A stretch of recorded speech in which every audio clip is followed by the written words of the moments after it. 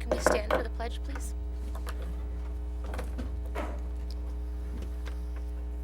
Pledge allegiance to the flag of the United States of America and to the republic for which it stands, one nation under God, indivisible, with liberty and justice for all.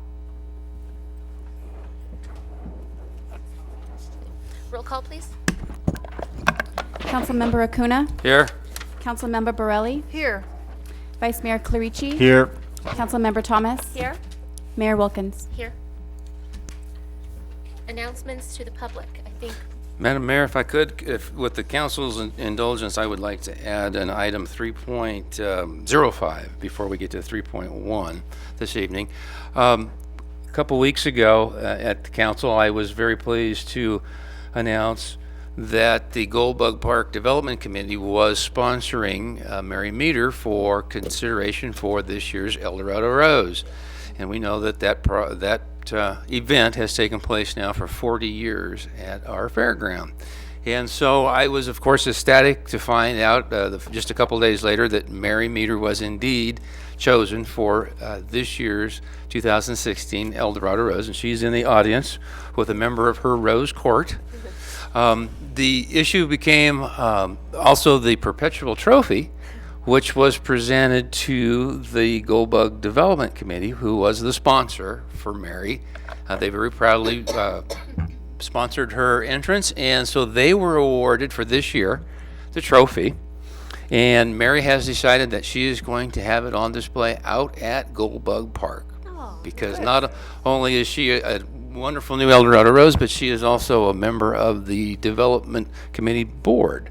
She's served, I think, at least 2 years, and she is the dedicated secretary as well as a great advisor. So if you would like to maybe add a couple things, I think we would welcome Mary to come up, and we have a little bouquet of flowers to honor you and your member of your Rose Court. If you maybe could introduce her for us, please.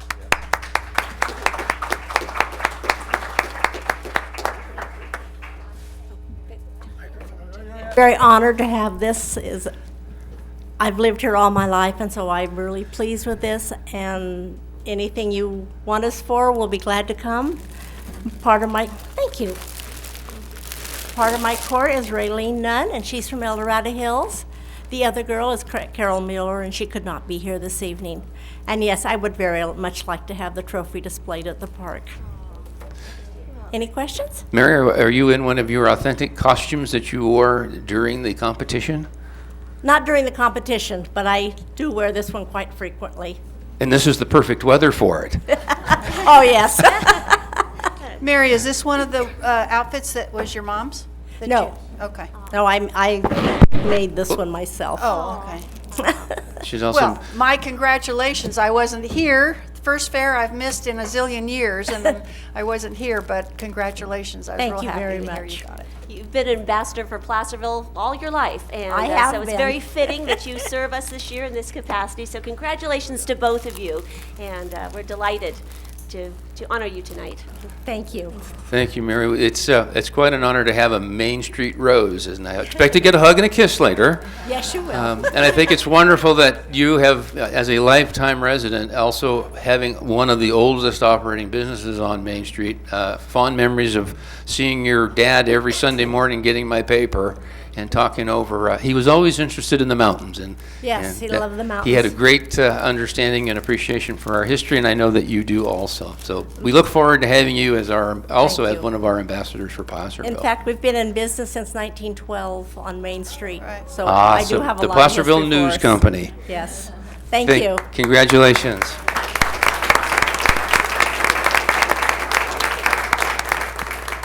Thank you, Madam Mayor. okay. So 3.1, we have Sherry Rafferty.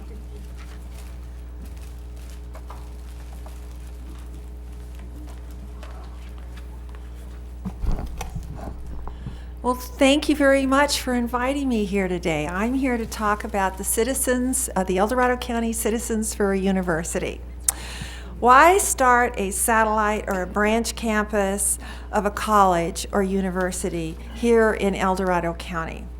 The county, that's the bureaucracy of the county, is interested in economic development.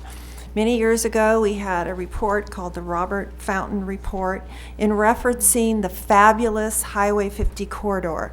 And our general plan, that's the county's general plan, supports the notion of having a 4-year college or university campus as something that would be in the best economic interest for all of El Dorado County and our citizens.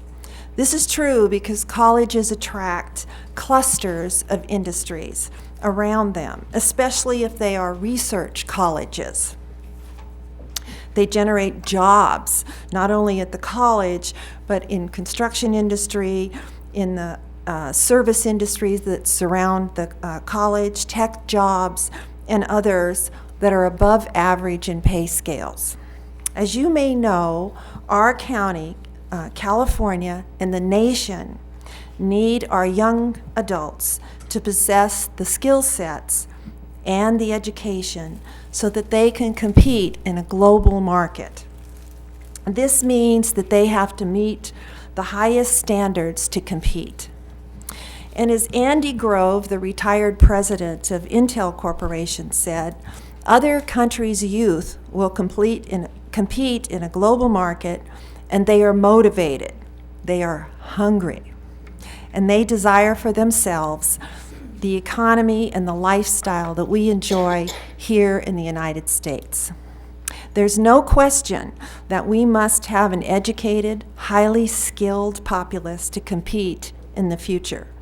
Think how many jobs we have lost to China, India, and the Middle East. And these jobs are not all manual labor. They're high tech. For example, if you want it, you can get your income tax return prepared by an Indian in India.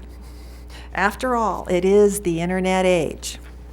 Next reason we need a college: provide a place for those students who have the intellectual capacity in our society, or who would go to a college if only they could find one where the cost isn't quite so high, it's not so daunting, or find one where they could live closer to home with a support system and a job, so going to college won't be as expensive.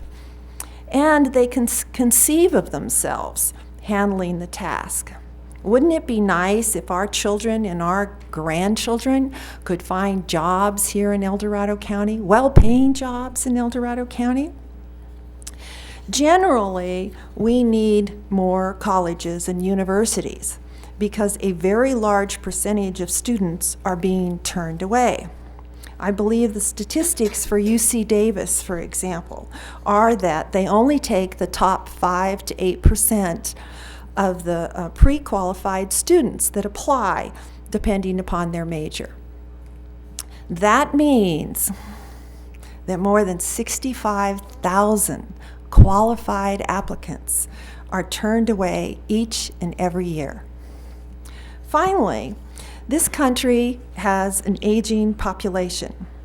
We need to develop new industries with highly skilled individuals, whether these individuals are doctors and nurses to attend to our aging population, or viticulture specialists to assist our ag, or they're the next Albert Einstein to develop clean energy without Middle Eastern oil, or if they are that doctor that supervises laboratory research to cure cancer or Alzheimer's disease. We need them, we need our young people to be the best that they can be, and the best of the best. So what has the El Dorado County Citizens for a University done to move this project along? Phase 1 is to gain the support of our populace. We can't do this alone. This means starting the process to get political support and a significant citizen support. We've done this by receiving resolutions of support from our County Board of Supervisors. They were unanimously in support of our efforts. We received letters of support from the president of Folsom Lake College, Rachel Rosenthal. We've met with Dale Van Dam, who I'm going to talk about just a little later, of the Placerville Center for Folsom Lake College. and he's supportive. And we've met with the Chancellor of Los Rios Community College District. We've received a letter of support from Tom McClintock. We've received a letter of support from DST Industries in El Dorado Hills. We're talking to Sierra Pacific Industries about the possibility of a donation of property. We've spoken to the Forest Genetics, and they're very supportive of our efforts. Other letters of support have been from Dane Weiner, attorney, Bill Schultz, is our county recorder, Narrow Gate Vineyards, Boger Wineries, Wetzel Financial. State Senator Bigelow has provided his support. Several chambers of commerces, Cal Internet, and some of the retirement communities in the area. Speaking of retirement communities, did you know that we are the oldest county in the state and the 4th oldest county in the nation? Before I go any further, I'd like to emphasize that this is not a Sherry Rafferty endeavor. We have other committee members. 2 of them are here tonight. Chris Payne, who's a retired engineer. Terry Girardi, advertising businesswoman. She knows everybody in the county. She is so helpful. Steve Ferry, who recently ran as a candidate for the Board of Supervisors. Todd White, who's a school board trustee. Gade Thomas, who's retired. He's a retired music manager. Dave Johnson from Air Quality Control. Doug Lease is involved. And Beverly Savage, who is also here this evening.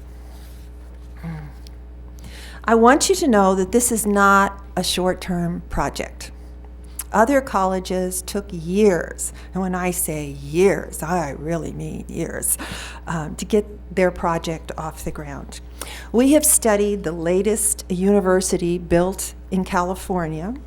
It was in Merced, and after they were one of the finalists, it took 8 years to break ground. After they were one of the 3 finalists, it took 20 years prior to that. I don't want it to take that long. I tend to be an impatient person. We don't want it to be that long. I can assure you that other counties, such as Placer County, are vying for the same prize, a university. And it's no easy task. We've talked to many developers in an attempt to entice them to provide a donation of land. Right now, we believe we need no less than 3,000 signatures, because when we speak to a college, we want to be able to prove to them that we have community support. This helps us convince the decision makers at those colleges. This is why we need your support. We would like to ask your board to consider at another meeting, not tonight, to authorize your chairperson to sign a resolution in support of this project. I'll leave you a call with maybe Regina, if that's all right, a copy. Just as a basic, you can feel free to change that in any way that you might like. And we'd like to ask you that you talk this project up in the community so that we can gather those signatures that we feel we need. And if you know someone who might be inclined to leave a legacy by providing either land or a building, please tell them about our committee. I left some of my cards from the Treasure Tax Collector's office in the back of the room. And please don't hesitate to give us a call. We'll be happy to follow up. We brought around also some copies, which I'm going to leave with Regina, if that's all right, of a form that asks people to sign. And if any of you would like additional copies, I'd be happy to bring those in. Again, don't hesitate to give me a call. And what we want from people is simply that they tell us that they're in support of our efforts. It's really quite simple. And I hope that you will consider individually signing the form and passing a resolution.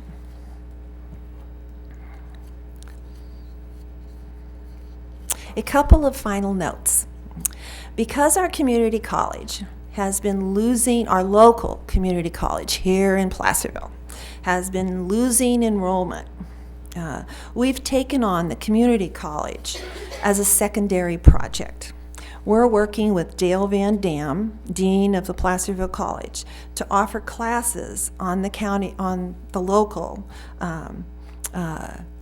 county campus, the one that I work at, okay, during the lunch hour. This will help build up their statistics.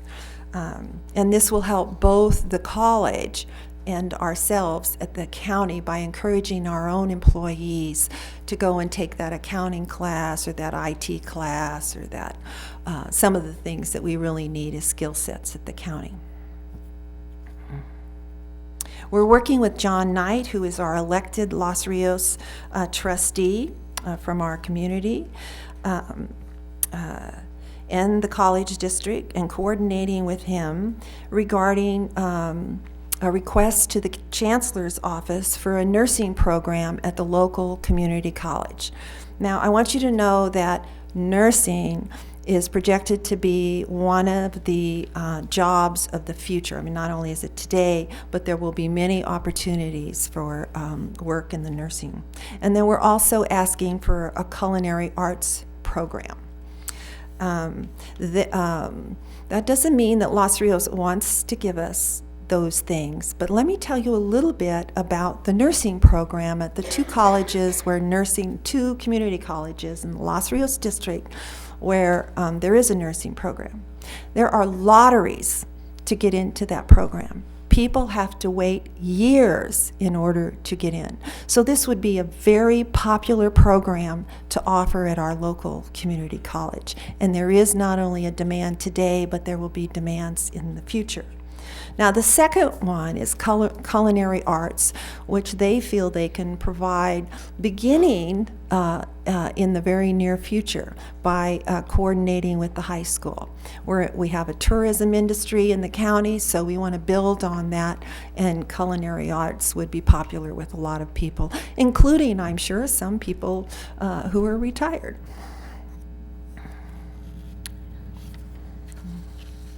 Why are we getting involved with the community college? Because what we said we wanted was a four-year college or university, right? Well, it's because of the declining enrollment at Placerville.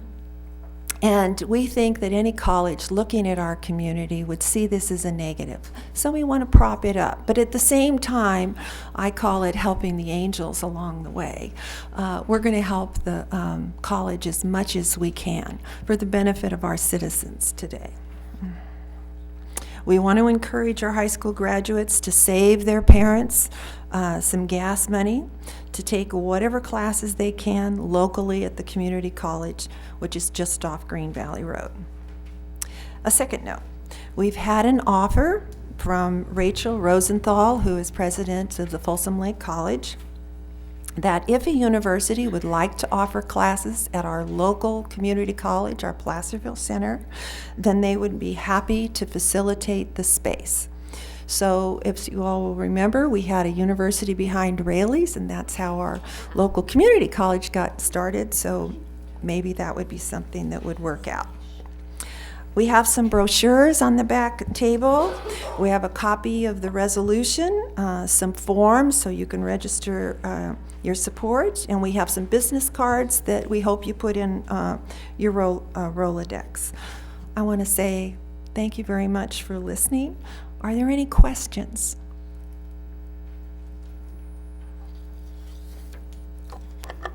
I don't have any questions, but I just want to say that I have been kind of affiliated and know about Sherry's promotion on this project for several years now. And I've been in full support, and I'm glad to see that you guys didn't give up.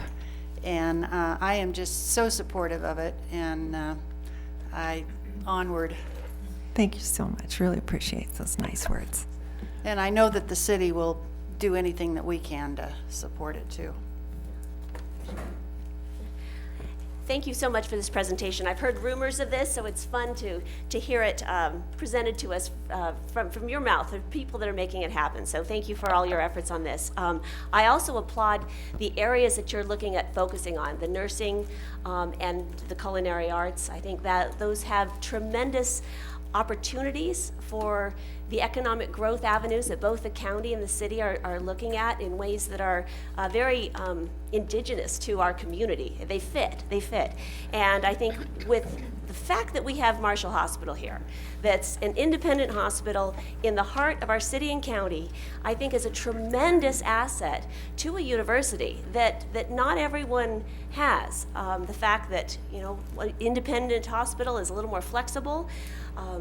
We've started 2 years ago, the Community Care Network, where we're employing nursing students to help us manage and get our community healthier. And so there are opportunities there for internships or for all kinds of opportunities to interface with a university. So look forward to seeing that move forward, because I think that's just really very exciting proposal. So thank you for all your efforts on that.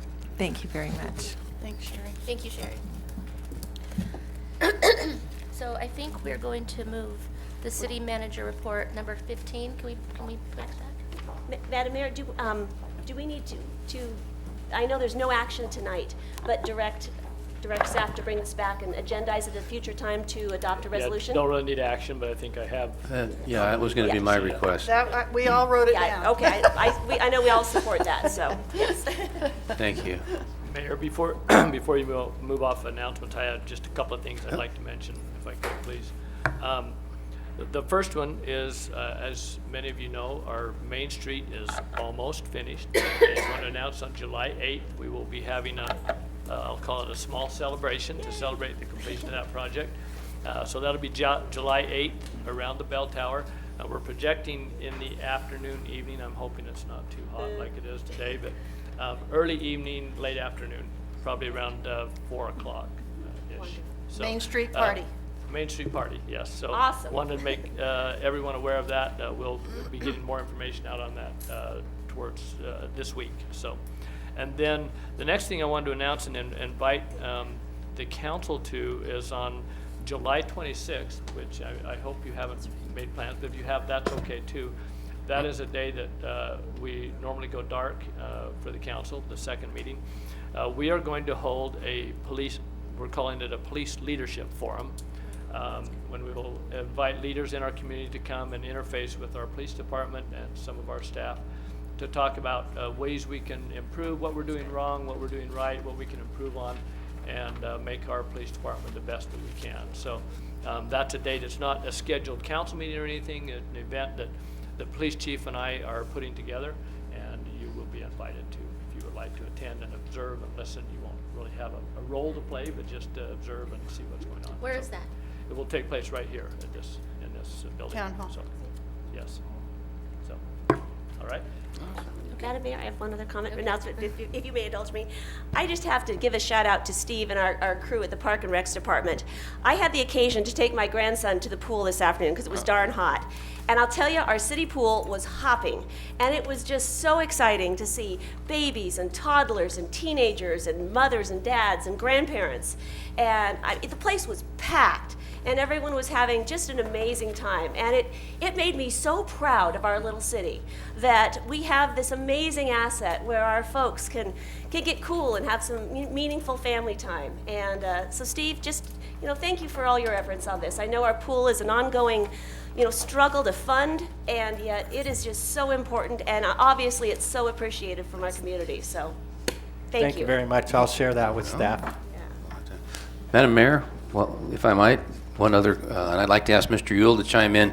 As the city was recently the recipient of a very wonderful gift, and that was the replacement of the scoreboards at Lions Park. Steve, could you give a brief status on that, and who are the grantor of that project? The boards are up and running.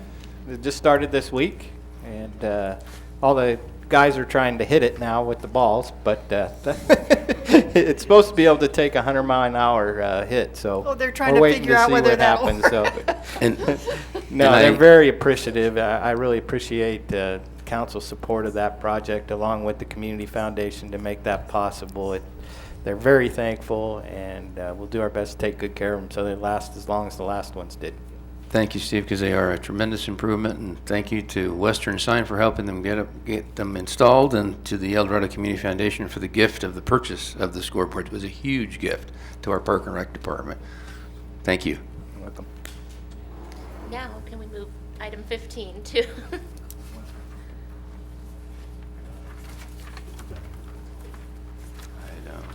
Right, if we could, and I know that Mr. Filippini is here tonight on this item, and you're welcome to stay for as long as you would like tonight, but if you weren't able to do that, I wanted to move this item up if we could. So with that, I'd like to ask Rebecca Neves, our city engineer, to give us a report on the condition of Wentworth Court and some things we are working on to make it, to improve it, so. Thank you, Cleve. Just as a brief recap of what the conditions are out at Wentworth Court. You know, you've heard me speak often about the pavement condition index as far as the various roads within the city. Wentworth Court is in such degraded state that it actually has no PCI. It has a 0. It's essentially a city road that is gravel. And we have been, you know, we've heard complaints and have certainly with our own eyes witnessed the detriment of the condition of the road, as well as just the general usage of the road in terms of current parking uses and the impact to the residents located on that road. As far as the pavement condition goes, the overall condition of the road, it's actually really good in terms of being a road base. It has 3 large chunks of asphalt that should be removed and disposed of, but overall, adding in some aggregate base and rolling it and compacting it would be an improvement. And putting on a couple inches of hot mix asphalt would be a substantial improvement. There's some drainage issues that would need to be addressed that could be addressed through grading and a little bit of improvements to the roadside swale that's there, the little drainage ditch that's there. As far as parking goes, we have been in contact with Mr. Filippini. Thank you very much for coming. And we have been discussing with him the impacts of the parking of folks using essentially the city road as a city parking lot. And it's basically a non-categorized city parking lot in that regard. But the concern has been that the vehicles that park along Wentworth do impede upon a clear path of travel for emergency vehicles. And so we are looking at the overall width of the road and the geometry as far as emergency access, and we will be bringing back to council some parking restrictions along with some recommendations for improvements to the paving. Engineering has gone after quotes to do improvements on that road, and we are currently going through those. We've received 3. And that concludes my update. Thank you.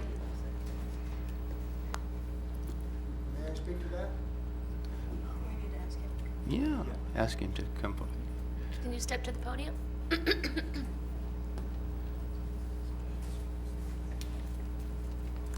Roger Filippelli. I live on Wentworth Court, and I appreciate the amount of time that's gone into this project. I was hoping by this time, 3 months, which was when I turned in my original request, I was hoping that we would have something lined up to go. I understand the cost involved, but basically at this point, the residents are asking for some kind of CPR on the road, just something to make it so that we can at least pass up and down the road without going into the ditch, and some kind of parking regulations. Now, the police department has been very cooperative with us when we call them, because quite often there are vehicles that are parked in such a way that we have to actually drive into a kind of a culvert area that has gravel in it in order to get to our homes. So at least they have been very cooperative in that, and I would appreciate it. So I would just ask that we could move as quickly as possible, at least on some kind of a CPR thing for the road. Thank you. Thank you. Closed session report? Are there, do we need anybody else like to speak? On this? On Wentworth Court. Okay, I'll close public comment. thank you, Rebecca, for being, so working with staff, for being so responsive to our citizens. And I've been on your road, Roger, and it's a mess. And I have a question. Where are the people that park there? Where are they going? There appears to be an apartment complex or some duplexes there that the residents that live there, and as well as their guests, take liberty of parking on Wentworth, right at where Myrtle connects up to Wentworth. Okay, so other residents are using it for parking. People aren't Correct, coming not the into downtown. folks up the hill, right. Okay, all right. Well, look forward to seeing this back before us, so thank you for all your efforts on that. No problem. Any other comments from council? No. Okay. Closed session report. Thank you, Madam Mayor. Tonight, the council did not take reportable action in closed session. Thank you. Adoption of agenda? Question. We were, I think, gracious enough to move item 15 up. I see a number of familiar faces in the audience, and they look to me like they all might be related to Main Street. We have a pretty hefty agenda in front of, even though that item is the beginning of that section of the agenda. You're going to be here a while if we go through the budget and a couple other things. Would it be the council's pleasure to perhaps be creative, like we just were, and move either the entire discussion action items up, or just jump to them once we do an adoption of the agenda? I don't want to make everybody sit out there through all of this. Yeah, they've probably worked all day, too, so Yeah, they're ready to go home. and it's been hot all day. Yeah. How could we best handle that? Could I just comment quickly? Dave, I'm looking at you. We don't plan on a real long presentation on the budget tonight. We We've did already that at done your that. last meeting. Well, you don't know that. But there may be other questions you have. So I just want to let you know, we will Yeah. not have a long presentation, but you may have questions. So we're open to either one, so. Yeah. I would say let's move up item 12.1. I'll And- second that. Up to where, Mark? To where we are now. Well, let's hear it right now. I mean, right after oral communications. Let's just move it right after oral communications, and then, because you never know what could happen with the consent calendar. All right, So let's just move it right up. all right. Okay. I'll second that. Thank you. All right. All in favor? Aye. Aye. Thank you. Okay. So ceremonial matters, we have none. Public comment? Oh, This, wait, excuse me, we didn't adopt the agenda. Yeah, we did. We just did. But officially, Yeah. with that exception? Okay, all Yeah. right. I didn't write it down. It's okay. okay. This portion of the meeting is reserved for persons wishing to address the council on any matter not on the agenda that is within the subject matter jurisdiction of the city council. State law prohibits the council from acting on items not listed on the agenda except by special action of the city council under specified circumstances. The mayor reserves the right to limit the speaker's time to 3 minutes. The mayor will recognize you when you come to the microphone. Please state your name for the record. You are not allowed to make personal attacks on individuals or make comments which are slanderous or which may invade an individual's personal privacy. Do we have any public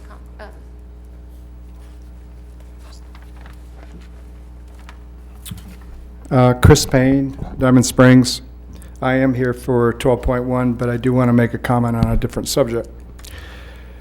The Go Painting World Championship obviously is near and dear to my heart and a lot of the community. The reason why I needed to bring it up tonight, because I think you just got a report from Uncle Fuzzy maybe a week or so ago, is because there was at our last meeting, and because City Council member Borelli was absent on that meeting, there was a comment by the owner of the Hangtown Brewing Company and Restaurant at 155 Placerville Drive as to what it was going on with Placerville Drive in terms of the participation. Because City Council member Borelli was not there, we just speculated. We said that, yes, we would be doing something on Placerville Drive, it being an intricate part of the fairgrounds area, and the importance of showing it as a visually attractive area. Let me just say that we have done some good things, like the new Sierra Central Bank. I mean, that's looking good, and they're supposed to open up, I guess, next month. And as being a customer of them, I'm very grateful to have the new facility. But I'm talking generally Placerville Drive from Highway 50 to Highway 50. So right now, the road pavement is pretty atrocious in front of the fairgrounds. And because we still have a few months later, I didn't want to wait till a couple of weeks before the event to say to you, I'm hoping that the city can find its way, and it may not be together, I mean, it may not be uniquely the city, but maybe the city county can find its way to have that area, that space, look better from a maintenance perspective, or however you might want to say it. I think if we don't, then I think we're not putting the best look forward. The final part of my comment was the corner of Placerville Drive and Ray Lawyer, of which some people may have an interest in that area, is a place where we were thinking of signage. This would be essentially it would be the southeast, I think relatively the southwest corner. It would be right below Eldorado Savings for kind of a L-shaped sign so that you could get it in two directions, which would then be a promotional sign. I'm not sure how we do that, but I thought I'd bring it up. And that's pretty much my comment under open forum. Thank you very much. Thank you. Can I say a couple of things? I'm sorry I wasn't there. I was in Virginia. So I wasn't able to be there, and I haven't, nobody's gotten in contact with me, Chris, but I will follow up with this. I'm supposed to contact you. You're supposed to contact me. just Okay, copied he her. just did. Okay. Check that. We will talk. Would anybody else like to speak?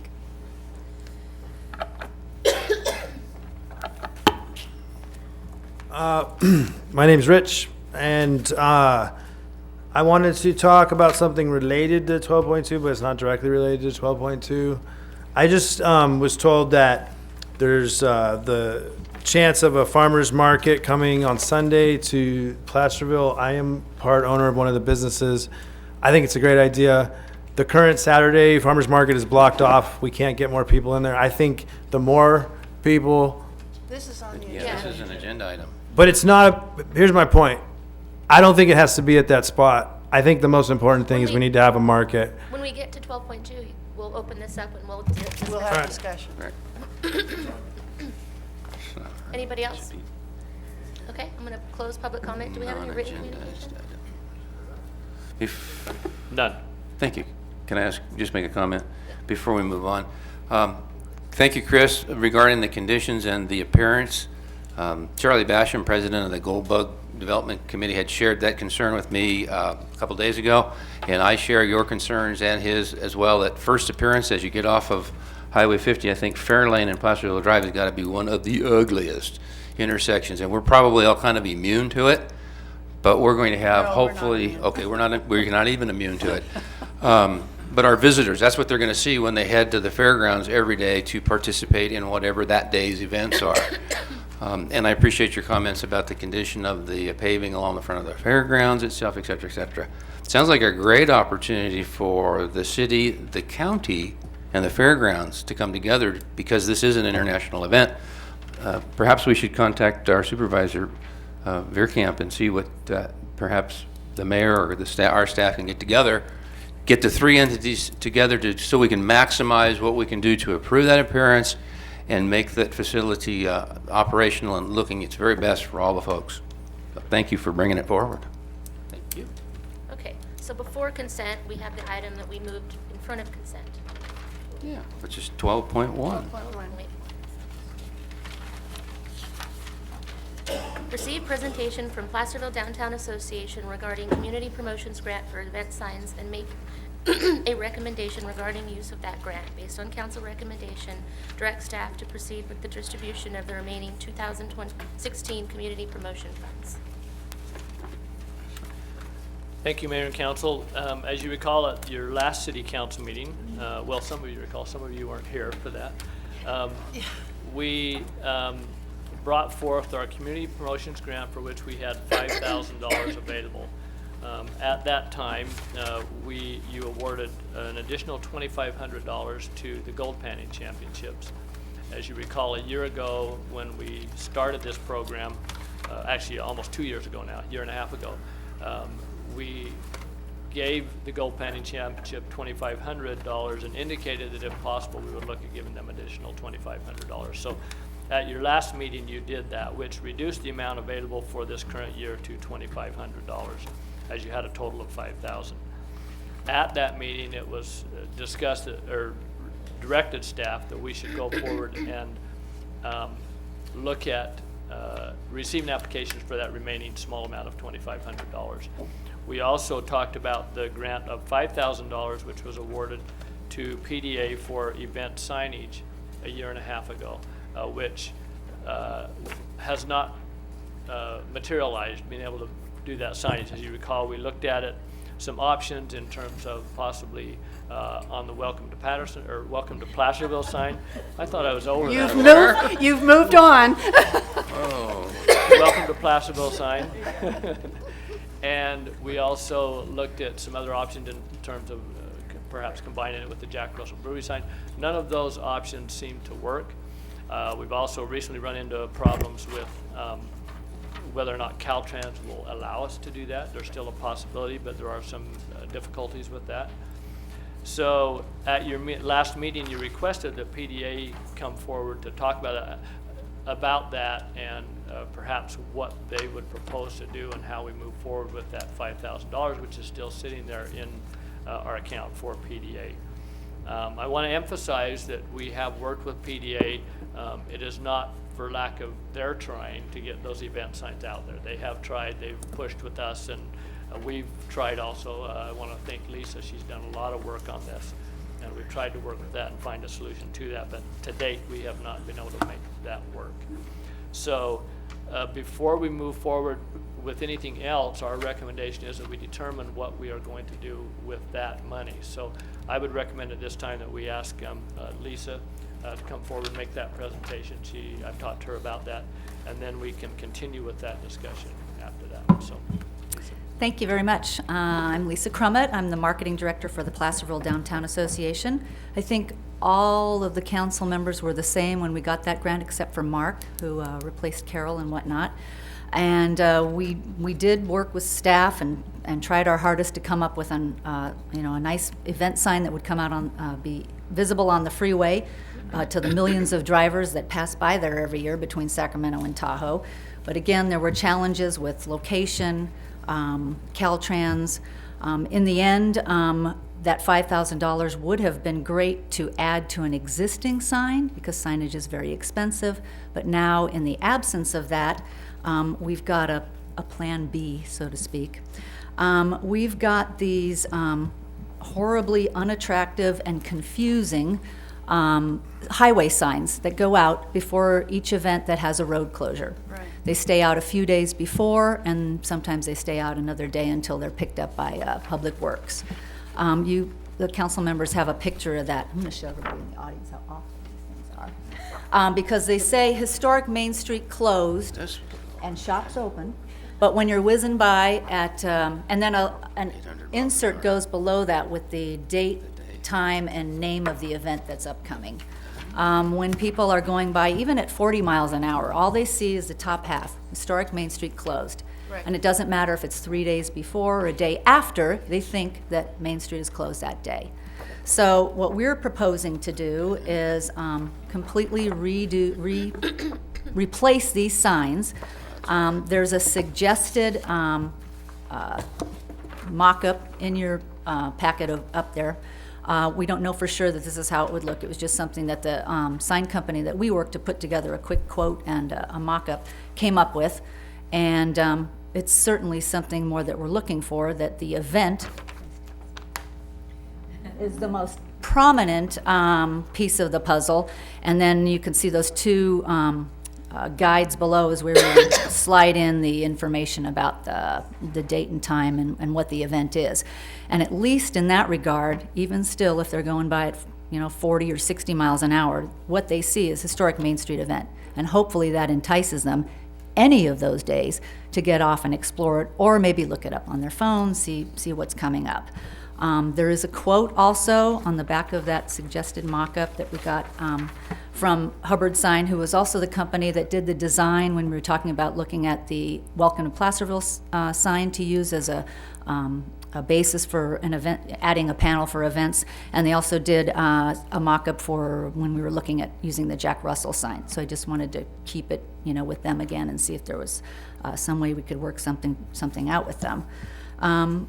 Again, the signs are very confusing. They're extremely unattractive. In fact, on this particular sign, you can see that the tracks are gone. And so what Public Works has been doing is putting duct tape around the entire insert on this one to keep it in the track. So needless to say, these need to be redone.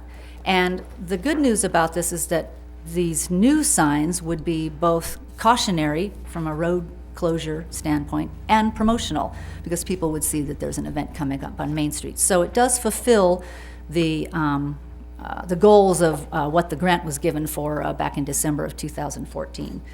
So that's what we're looking to hopefully do, be able to preserve that grant that was given to us, get those signs redone sooner than later. We will, the sign company is recommending making them a little bit wider, about a foot wider, so that the panels that go in with the information are a little longer and might be able to be seen better. We will need to replace all the current inserts that we have now, which are made out of like a coroplast type of material. They're all falling apart and cracking and whatnot, and they also need to be redone. So that's what we're proposing. Again, the purpose is we've got millions of travelers, going up and down Highway 50 all year long. These signs increase awareness for the shops and the restaurants and the events, services, and hopefully encourages visitors to turn off the highway. And more visitors means more commerce, more sales tax, so that benefits everybody. This is what we're asking. And also, this was something that I had mentioned when we originally applied. If you look at some of the competing towns, you'll see that they've really gone all out on some of their signage, like Palladio, however you say that. I think they're just far enough out of Caltrans right-of-way that they got away with that. But El Dorado Hills, Red Hawk, all of these folks are using highway signage. Why? Because they need it to attract visitors into their to their areas. So we want to keep the tax dollars here and get people to come and visit Main Street, which looks fabulous. In fact, I love the bling on the crosswalks right now. It's really cool. And this past week, the only sign we really need was "For beer, turn here." But and the Brewfest went really well. And thank you, Police Department, for helping us with that. I know there were a couple of issues. So anyway, that's my presentation. Any questions, ideas, thoughts?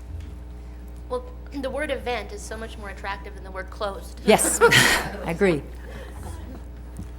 I have a question. Lisa? Yes. Boy, this is so appropriate time-wise, because I just had a discussion with someone on that sign the other day. It was, for the Brewfest. Right. And I said, these have just got to go. Yes. But what I want to ask you, and I noticed that you want to paint them orange.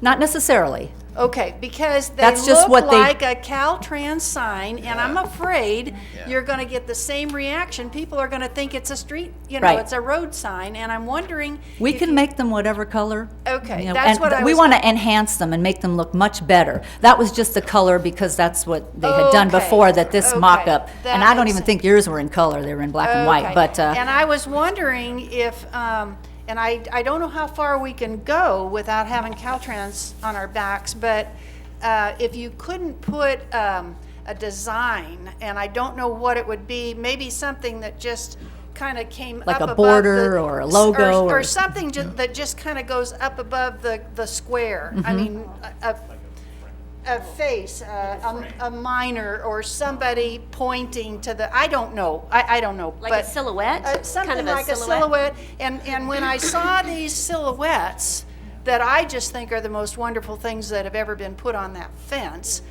I was thinking if you could use maybe something like that as part of your sign, and then it would kind of coordinate Right. with, you know, with that, what we've got, as well as the silhouettes on the parking garage. So we'd have kind of a coordinated, Coordinate theme. Mhm. you know, theme type thing. Right. That's just my thought. Yeah, again, this was just a real quick, down and dirty, idea on what to put I on think it's a those signs. great idea. We do want them to be enhanced and look good and be enticing and not look like a Okay, and freeway we sign. can't, obviously, you can't have too much, but, because then they're not gonna Not read gonna them see it, either. right. But I agree with Tricia wholeheartedly that event is a much better word than closed. And I really would, really strongly, hope that you don't paint them orange.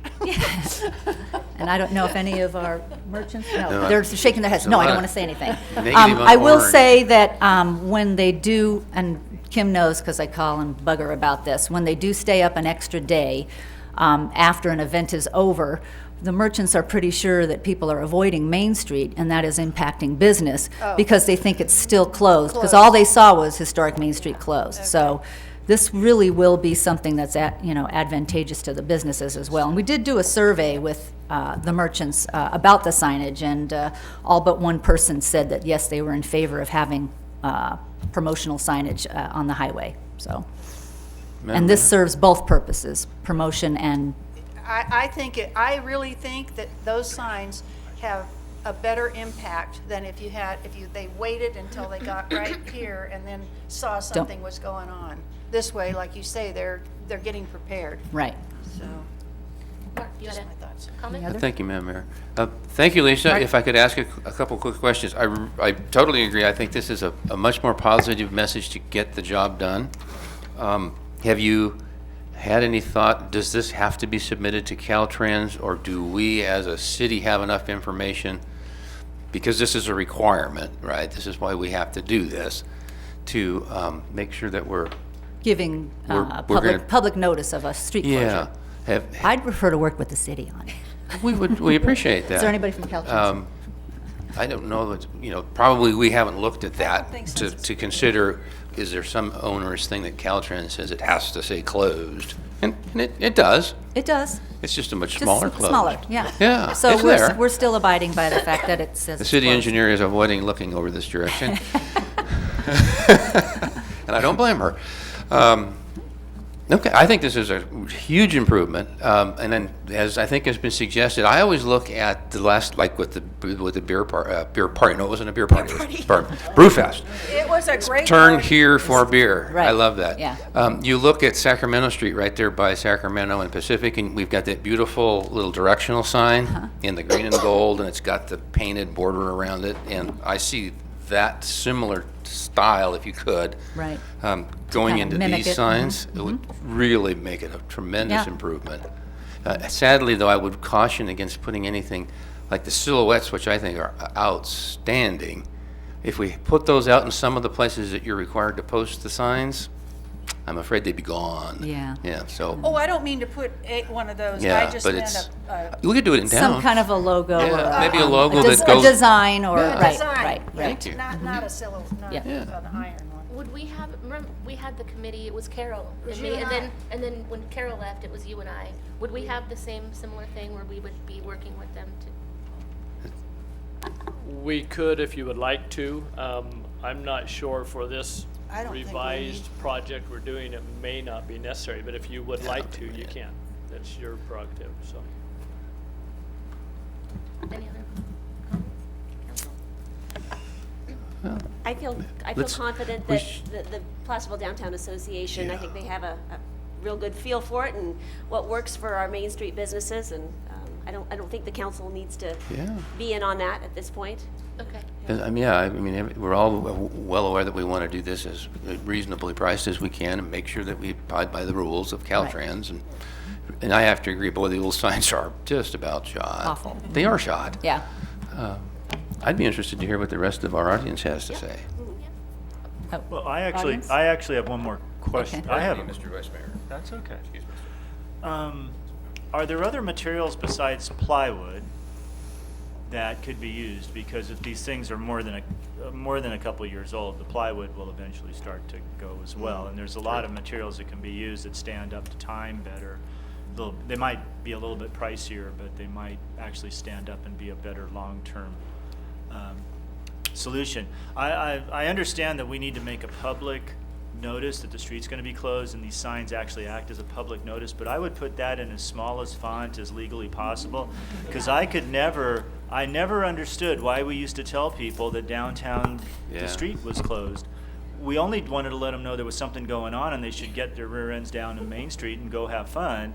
And the street closed part should be like maybe on the back, so that it's not on Or the back, yeah. Because and that way, the other thing too is, and this is a little something, you know, if we don't get the signs brought in like the minute the thing is over and they sit out there for a while, it'll just say Historic Main Street event. It's always an event. Which is always a happening thing on Main Street, and people will go down there, and I would take that and I would move it somewhere else and make it really teeny, as long as it fulfills its requirements, make it very tiny somewhere on there. Because I never understood that. It's like, why are we telling everybody the street's closed? Even though it might be. You want themselves on Main Street. I think it was more for the public traveling on the highway and not knowing that they couldn't get off and make a quick, detour. You know what? They'll just to run, in, do they'll it as just a run into shortcut. whatever the heck's going on Main Street, and if we they thought want they were going that. to get We through want town that. too fast, But they won't be able to do shortcuts during they'll it. be so. really disappointed. They can park and party in Placerville. That's it, Yeah, exactly. that's right. But yeah, I never could figure that out. Anyway, but thank you very much. By We'll the way. do I our think this best to is have a great idea. good design that Good point. says the right message, sends the right message. I eventually. Other questions? I'm going to open public comment for anybody else who'd like to speak on this. Hello, board. I'm Albert Falzel from Placerville Hardware. I'm down here kind of going about the signs. They've been in town for a while, and it's always kind of had a lot of customer comments at my store about the signs. Just not the best comments. I just feel like we can do a lot better, especially with the World Gold Panning Championships coming to town. These signs will draw them towards our downtown. Our downtown's looking awesome. It's just going to add a little bit more kick to our town. I think we can make them so nobody can take the signs, and we can make them more durable and make these signs something, our town's proud of. I believe, the PDA is going to go in the right direction for everybody. So I just thank you guys very much. Thank you. Yes. Thanks, Albert.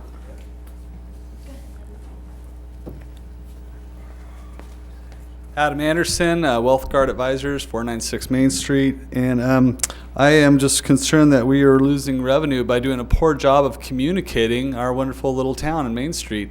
And I just want to encourage the council to put a priority on this project and make sure that it's supported and that the revenue that's set aside for it, earmarked for this project, isn't diverted anywhere else. Thanks. Thank you.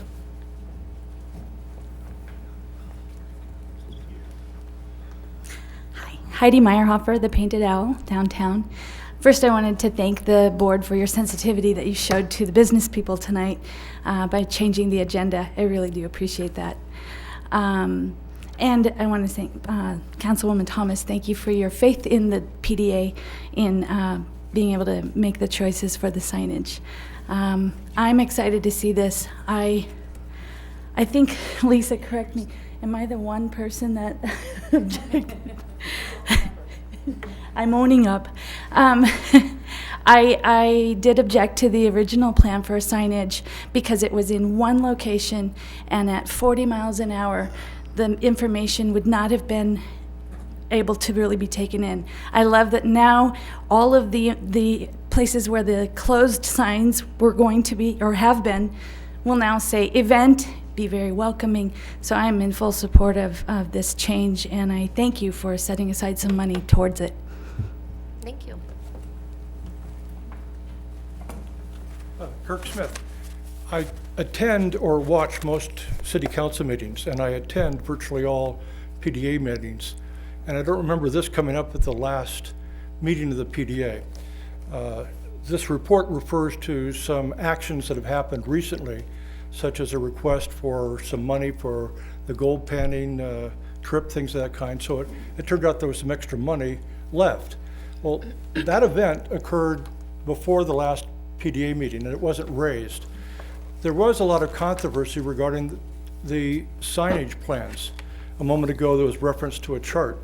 I didn't see whatever the design is. It's not in the file back in the back of the room for this project. So I'm just concerned about the way money is spent, especially when you're asking that there be a sales tax increase. There should be some fiscal restraint, and I just didn't see evidence of this kind of planning for this particular project. It was not raised anytime recently for specific plans for signage. What I'm hearing now is largely for the first time. Thank you. Thank you.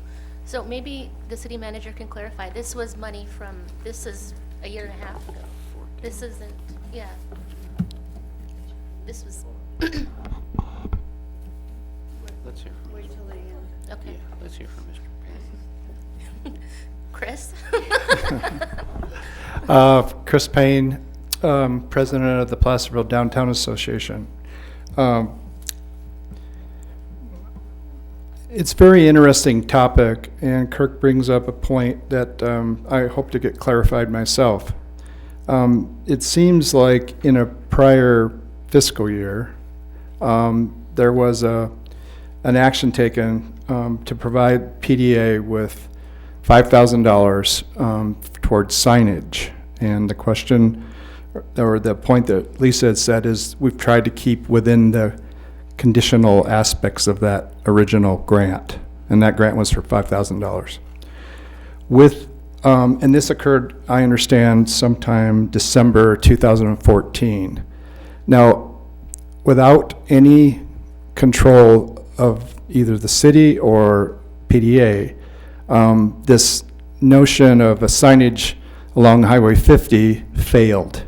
And it failed because my business of being a transportation engineer for the county of El Dorado for so long led me to understand Caltrans is tough. They have particular regulations, and so therefore they just don't want anything, and it's going to have to be essentially pretty perfect. What's the point? The point is that some action took place a week or two ago. I'm not sure the exact date, where we were talking about a new round of grants. And with that, there was some decisions made, which I support completely. Uncle Fuzzy was here, and so $2,500 went towards Gold Panning World Championship. What I want to make sure is, one, what is it that we're talking about related to money availability or not? And it seems like some places earmark money so that the original $5,000 would have been set aside for the purpose of the original signage package PDA was supposed to come up with. So to Kirk's point, this is a long-standing administrative process that we've been involved with from the original action that the City Council had taken. And the administrative process didn't go very well. What we're talking tonight is much more pleasing.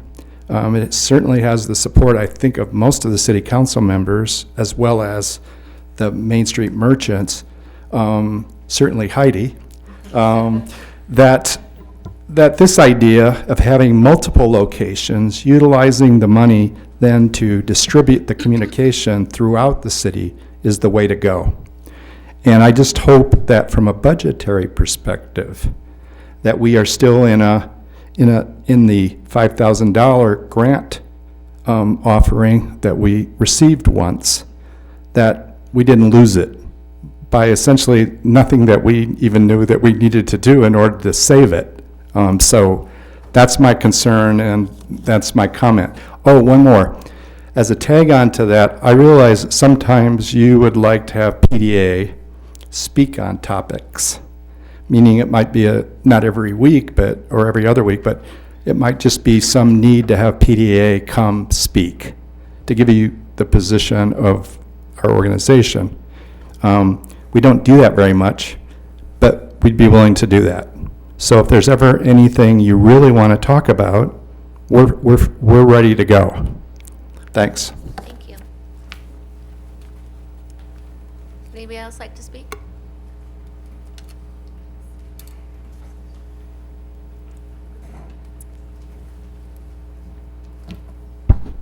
Sue Rodman, Placerville resident and hater of those terrible signs as well. And to get rid of them would be absolutely wonderful.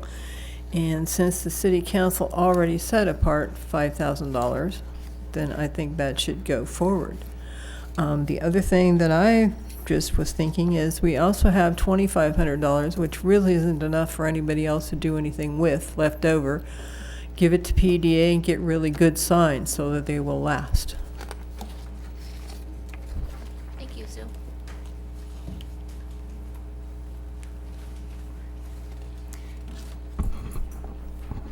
My name is Bev Frega. I'm a Main Street merchant, and I just wanted to express my feelings on how important I think that the new signage is.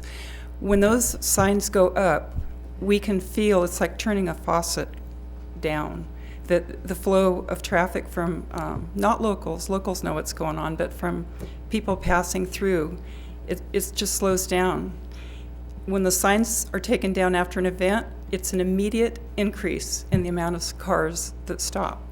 We have comments made by customers that come in that say, well, we were going to come to Placerville. However, we saw the sign stating that Main Street was closed. So it's really important to the merchants on Main Street. Thank you. Thank you.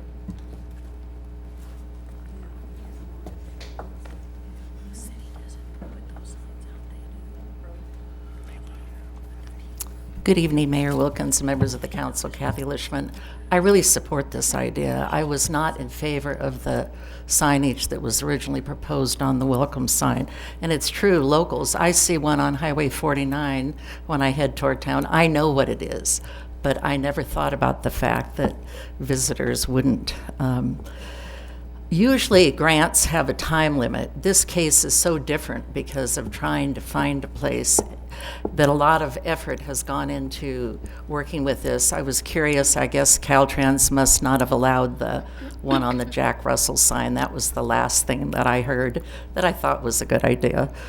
I think if you approve this tonight, you need to approve it in concept. It is money, city money, and I think it needs to come back with the actual design to be approved. I agree with Kurt. We didn't see anything tonight. There was nothing in the packet. I think there needs to be specific information that the public could comment on too. The locations of the signs. How many of them are there? That wasn't discussed. Oh, Patty goes for.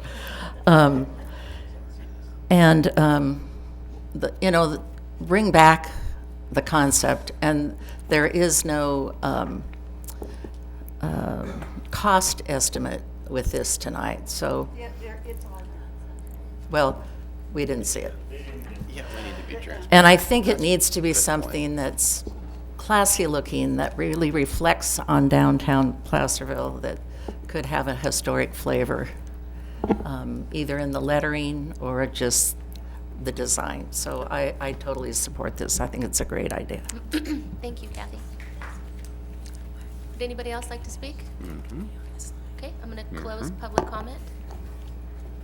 Did you want to explain that, or shall I? Well, either way, let me first explain and answer the question that came up regarding where this money came from. In fiscal year 2014, 2015, we had a grant program in which we put $7,500 in, and we requested applications, grant applications from those who were interested in that.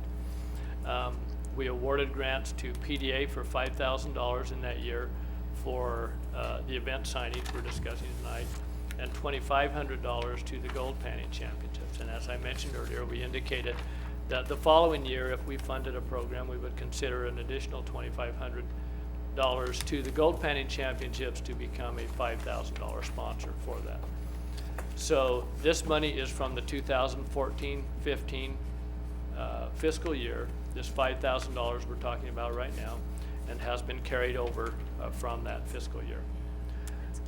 This year, we placed an additional an additional $5,000 in the 2016-17 fiscal year budget for community promotions. Due to a number of issues, we did not bring it back to council to consider how to use it until now, which is the end of the fiscal year, but there was $5,000. At the last city council meeting, the council did award an additional $2,500 to the Gold Panning Championships. And they also requested that PDA come forward and talk about the event signage and the fact that we have not been able to make that work so far, and what we could do with that. So that's what brought it to where we are today. That $5,000 again was from last fiscal year, not the current fiscal year, but it is still held in that fund for that purpose, for PDA. And then currently there's an additional $2,500 that we have not identified anything to do with this year yet. So. And I believe you said the 16-17 year, that this is 15-16. Yeah, this was for the 15-16 year. In the current budget that we will be adopting tonight, hopefully, because our challenges, our focus is on our infrastructure and some of our dire needs, there is no community promotions fund going forward in this next year's budget. Correct. So we did not fund that this next year because of the issues that you spoke of, Mr. Smith. So just wanted to clarify that. These are monies that we already had allocated in previous budgets. So, Mayor and Council, what I would request is that perhaps you could take action. I think it would be good to take action on the PDA, that $5,000, if you want to leave that where it is. I do think maybe not necessary to work with the committee, but if PDA could bring back their proposed design for council approval, I think that would be a good idea to do that. And then we can consider the remaining action on that. Yeah, my comment was, and I appreciate your comment, Kathy, that my comment was that our council committee doesn't need to work with the PDA in the development of it. Certainly the PDA can bring back their approved design when they've worked it out, and then we can all celebrate it together, but you don't need us in there stirring up the pot. So you got it. So with that. Pardon yes, me. I'm sorry. Slow down. Slow down. Yes, I did. I want to thank Lisa and all the members of PDA that were involved in this last year and a half's process. I think you're very wise. You went out and sought the original concept with the $5,000 grant that was given at that time, and I think you very wisely have come to the conclusion that you needed to step away from that concept because trying to go any further would probably be a waste of time and money getting up against Caltrans and their statewide standards. They don't do out of the box anything. So I appreciate all those efforts and the fact that you have come up with an excellent plan B. Frequently we don't get great plan Bs. This is a great one. To come up with an idea that makes this a positive message out there is fantastic. Patty is busy up here designing a sign for you. And she's actually got a great idea. I've got a good idea, Lisa. I want to show it to you before you leave. I think we've heard from a number of merchants, and I think it addresses Mr. Smith's concern about whether or not we're being responsible with our tax dollars, and the fact that we do have a number of events on Main Street, and they do generate a tremendous amount of sales tax revenue as well as exposure for future visits and future sales. And because we do have state highways going through our city, we have a responsibility to keep the general motoring public informed as to what's going on. Again, this is a brilliant way to accomplish that and make sure that we don't adversely affect those folks that, for whatever odd reason, don't want to stop. And if the sign is still out, we do not do anything to keep the people flowing into Placerville. When I hear a merchant say that they can tell when one of these signs is out along the highway one day too long, we need to be a partner with that business community and make sure that we have the best product out there presenting the best face for not only our Main Street but also the whole town. So I thank you very much for what you've done, and I think it is very important to finish it up. Would be to bring it back and allow everybody in the audience to have a chance to look at your final design, which I'm really excited to see. And of course, we'll have to talk about the final dollar signs, but we know that we do have this grant. So thank you for allowing me to comment. just these signs could have the opposite effect of the current signs. Exactly. Go ahead, leave it up, more events. Well, that's right. Yeah. Just leave them up all the time. I just want to make one more comment. We keep talking about Caltrans and the negativity, and I have to tell you that because I sit on transportation, and we had meetings on this very issue some months ago, and I want to tell you that we still haven't given up. There's some proposals and some things that we're working on still. We're not going to be able to get actual signs, but there's some ideas that are being bandied about, and Caltrans has been cooperative in telling us a few things that we can do, and so we haven't stopped yet, so go forth.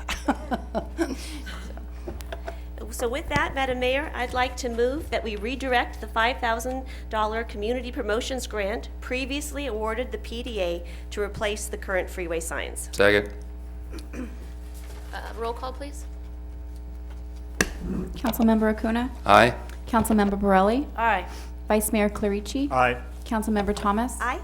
Mayor Wilkins? Aye. Thank you. Okay. Consent calendar. No, we have to finish up item 12.1. Yeah, there's Second one other portion little to it. part of Yeah. that. Sorry. Sorry. Thank you all. Go home now. It's still hot outside. It is air conditioning here. And we have the budget.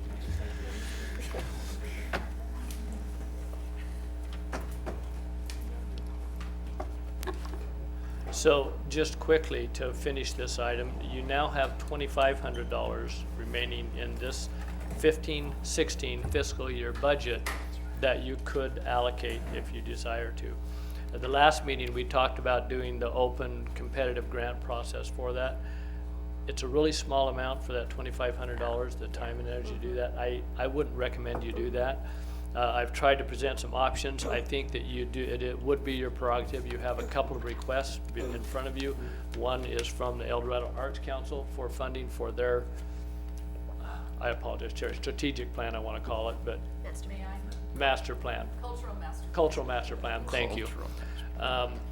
And then the other is for the community pride operations / their Bell Garden that they've been trying to raise funding for. So you have a couple of things out there that you could consider.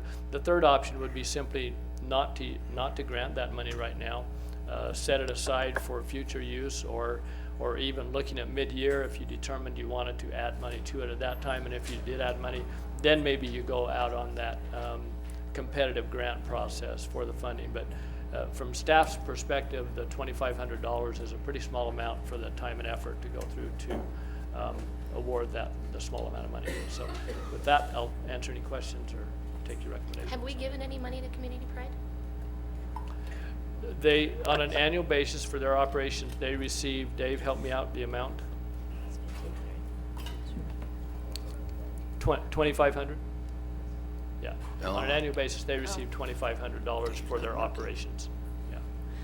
You know, I think I tend to agree that this is a very small amount, and I think I'd like to see us hold on to it, and maybe mid-year, maybe something more will be available to present to us. We don't know what's going to happen, and maybe, we'll find something that this is really going to come in handy. And since, like Wendy was saying, we haven't budgeted anything for the coming year, that we might be able to, we might need to use this. I have a different thought, Councilmember Borelli.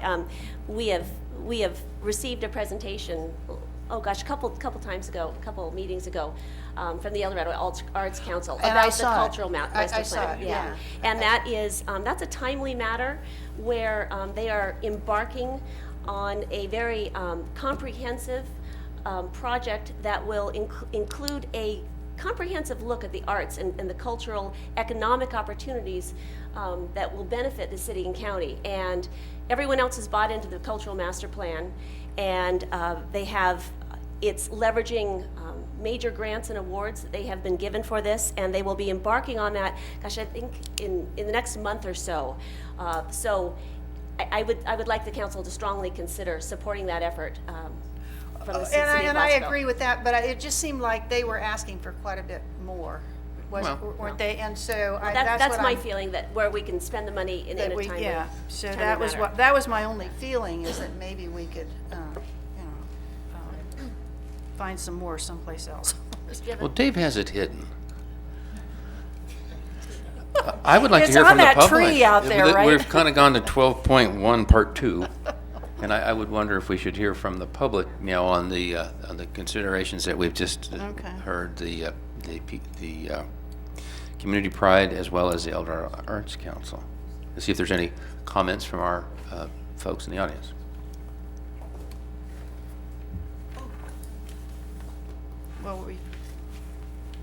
Hi, I'm Luli Velasco, and I'm here on the farmer's market item, but since this came up.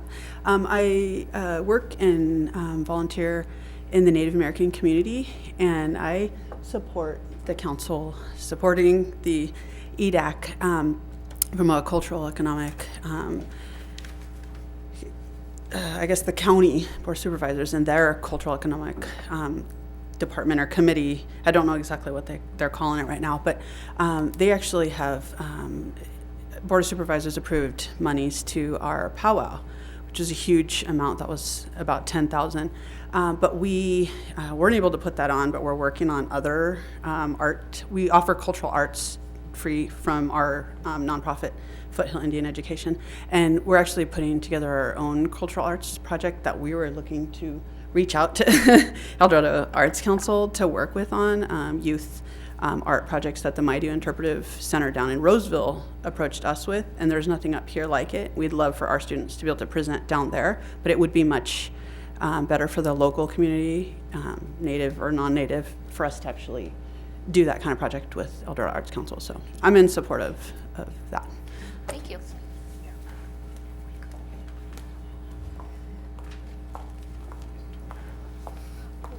Good evening. You've seen me up here before, and I'm just, of course, here to answer any questions, but also say, especially to Councilmember Borelli, there's no amount that's too small, I guess I would say. We have just received word from California Arts Council that they have a grant program called Professional Development and Consulting.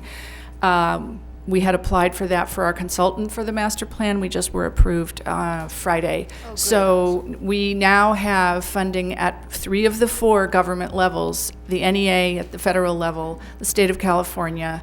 County of El Dorado has also been generous to support the master plan. So as I have indicated, even a symbolic gift of support would be very meaningful to, not just to El Dorado Arts Council, but to the plan itself.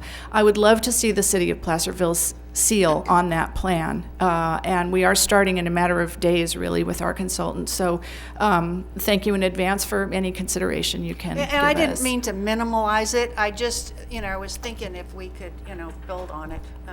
But if it would help, I don't care. That's all right with me. Well, as I say, thank you in advance. Anybody else like to speak on this? Nope. Well, I got one there, back row. Oh, 2. They're storming the microphone. Whoa. Sue Rodman. You already got me one idea from me is just give it to the PDA and get some really good signs.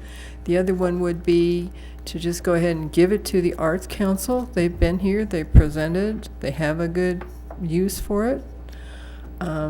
It's not that big an amount of money, and then that cleans out our books and we're on the flats again. I agree with Councilmember Acuna when this came up before a couple of weeks ago or however long ago it was, and he said the Memorial Garden needs a lot more money than that. This really won't get them very far, and so it doesn't seem like a really good use of the money, where I think for the El Dorado Arts Council this is something that would be of enough sufficient to be of significant use to them. So that's my input. Thank you. Madam Mayor, if I may? Yes. I'd like to correct a previous comment I made. I double-checked my numbers, and Community Pride actually receives $1,500, not $2,500. I annually? apologize for that. Okay. Annually, yes. Good evening, Kathy Lishman again. 1,500 maybe for the last 2 years, but for I don't know how many years before that, we weren't receiving anything. I have been involved with Community Pride and started it in 1990. I am not new here. I don't have a new plan. We have been trying for 3 years to raise money for the Monument Garden, and it is not $2,000, and Steve probably could verify that, would help us put the bell up before the gold panning championships. If we could get the bell up, then it would generate interest in that project. We had a sign on the project at one time that said, help us raise money. It disappeared. We put it back up again. It disappeared again. I don't mean to be grouchy about this, but I am very upset. And you know that at the last council meeting, I did not stay for the whole meeting. We are doing this project in segments. I am not asking for the entire amount. I'm asking for something from the city for a project that's a city project. Thank you. Thank you. Anybody else? Okay, I'll close public comment. Madam Mayor, if I could. Appreciate the public comments, and yes, the Eldorado Arts Council has done a very nice presentation, probably a month ago now. Terry was here and presented a very thorough and viable plan and vision for what they see occurring in El Dorado County and the various participants in that plan, and how that'll reach out across all areas of the county. I mean, I think we've all known that there's a tremendous number of artists hidden in, as I said last meeting, hidden in these hills, and a lot of it centers on a very frequent basis through Placerville. I mean, they have the old Fossil House over on on Pacific Street, a very active part of our community. And they're almost, if I could say, they're almost like the Chamber of Commerce version for artists. And I can imagine that many artists would rather not be involved with the types of things that aren't inspiring them. And this is a way to bring that all together and bring the arts from throughout the county and the city together. And Placerville can be a focus of that.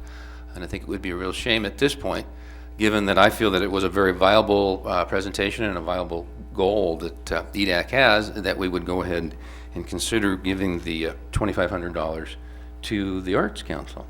And if you'd like, I would go ahead and make that a motion. Yeah. But, Go pardon me. Yeah, this is one of those lousy times because there's really no baby here to split in half, and we have to make a decision. I know how I feel about both these projects, and I agree with Councilmember Acuna's comments from the previous meeting. The Monument Garden is a large project that, unfortunately, for probably everybody's best efforts, has just not gotten the kind of traction that it deserves. And I mean that it deserves our entire community focus. Yep. I would like to make a proposal. I personally think that I would like to favor, or I'd like to allocate this money to the EDAC thing. I think it's an important thing. It's a growing thing in our community. But I think we ought to I would like to, and I hate to do this because staff is already overworked, but I'd like to have staff come back with a plan to not only put the bell up, but also to get the Vietnam plaques up as well. Those are KIAs for the most part.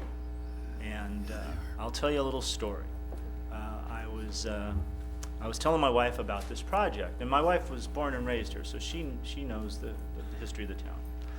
And she knew about the plaques on Main Street, and some of them are right over there. She remembers the day, a friend of hers, she was in class, probably the 2nd or 3rd grade, it was the end of the 60s, and he came in, he was very upset. And the principal comes in, and the teacher comes in, and everybody's very upset. His brother had been killed She didn't know his brother. She'd grown up with this family and didn't know his brother. She gets on the bus. The bus driver's very upset. Turns out that the bus driver was this kid's uncle.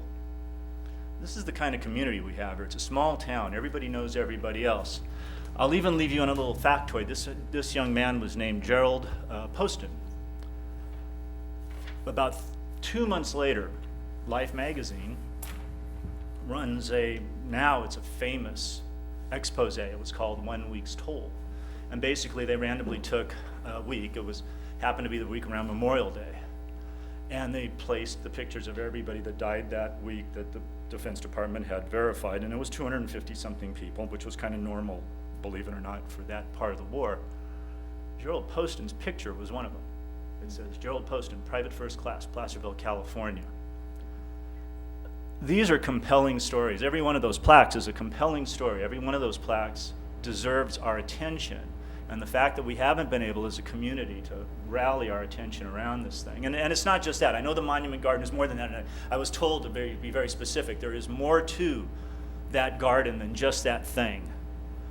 But that thing, if you consider that there were 20-something kids killed in a town that barely had 7,000 people in it over the course of about 4 years, the toll must have been horrific. And they deserve better, and we should be doing better. So I would suggest that as part of this, I'd like to move that we provide EDAC with the money, but I'd also like to move that the city staff come back with a plan to get the plaques out on Main Street and also to get the bell up. We've already got a motion on the floor. Oh, would you like to amend your motion to include my motion? I could consider that, and I could also share some information with you. I also want to. That's fine. That would maybe I also timely. have something. Okay. Because I share their same concerns. I've been working with Steve Ewell and Cleve and Councilmember Thomas Steve and I have been working for a long time on trying to resolve the Monument Garden. And we've looked at now phasing that project into a much more doable chunk. And we're looking at about a $20,000 project versus approximately $90,000 to do the entire park. Before I forget, Steve has the resources and the expectation to have the bell reinstalled in the next few weeks. There will he has it already kind of worked into his schedule that is going to happen. So we don't need any further funding through his dedication. That's going to take place. Working with Cleve and a private donation, there is a pledge of approximately $15,000 on the table.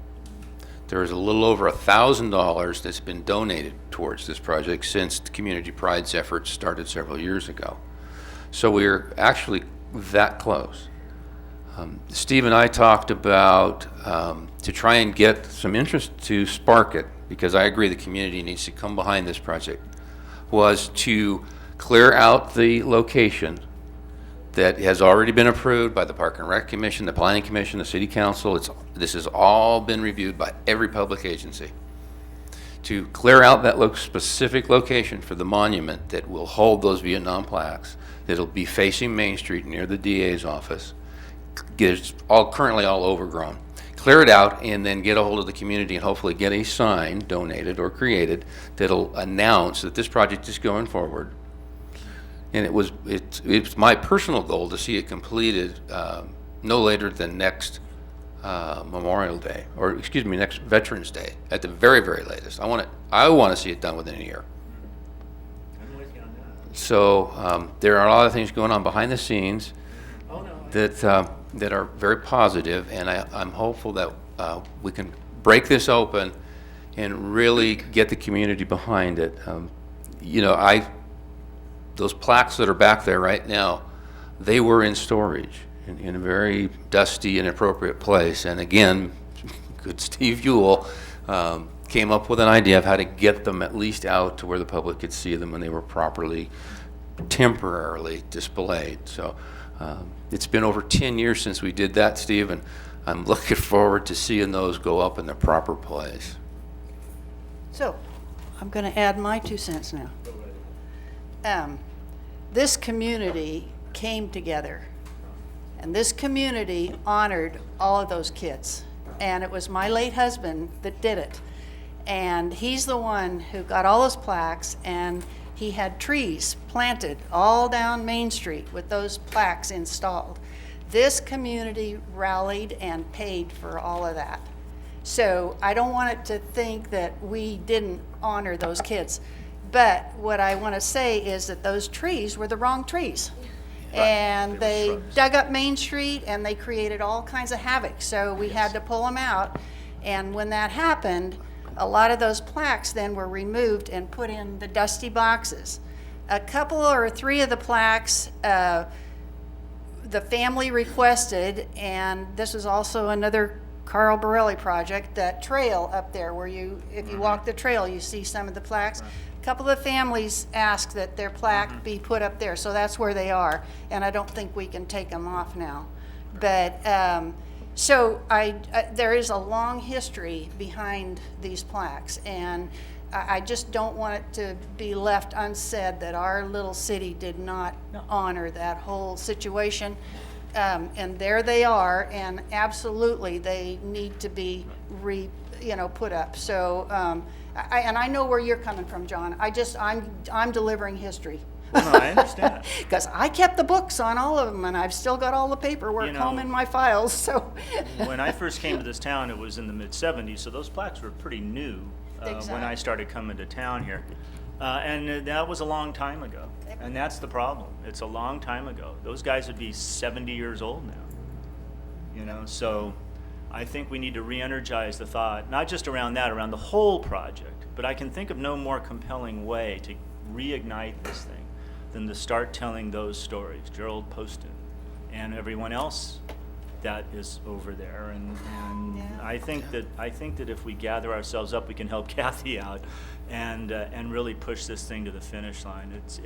And I think if we get close on the money, I think we could get the good-hearted folks in this town to get this project done and get it done in a very nice way. So anyway, enough of that. I'd just like to echo my fellow council members' comments, and Kathy, I'm sorry that you've been upset by this process. I think all of us are in agreement that this project, the Monument Garden, shouldn't have been mixed up in this community promotions, and our actions tonight in no way minimizes the importance of this project or your efforts or the contribution you've made to the city. I think all of us are saying that your project, that's been your baby, needs to be elevated, and it doesn't. Excuse me. It needs to be elevated. And that's what we're saying now, and so we're working on a way to do that, and so it's. So, we're ready to go. Yes, we're ready to go. So. Okay, so we have a motion. Did we have a second? I move. I'll second that. Okay. what was the motion? To approve, Can you repeat It's a long time ago. yeah, that was a couple days ago, to go ahead and assign the $2,500 remaining balance to the El Dorado Arts Council. I'll second that. Yeah. Roll call, please. Councilmember Acuna? Aye. Councilmember Borelli? Aye. Vice Mayor Clarici? Aye. Councilmember Thomas? Aye. Mayor Wilkins? Aye.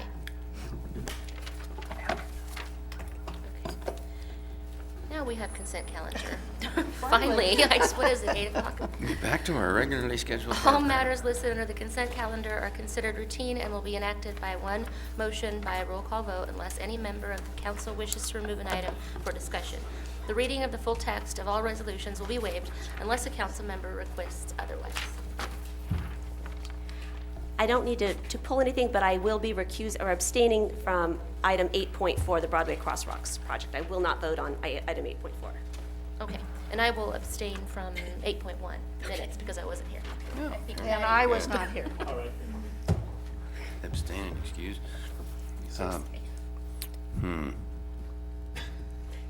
Well, I would just like to make a comment on 8.5. But I can do that after the motion. Okay. So I'll go ahead and move approval of the consent with the changes as noted. I'll second it. Okay, roll call, please. Councilmember Acuna? Public comment. Public. Would anybody like to comment on any item on the consent calendar?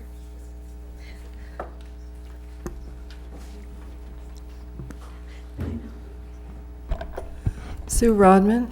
I would like to comment on 8.4, that I think our engineering department is doing a fantastic job.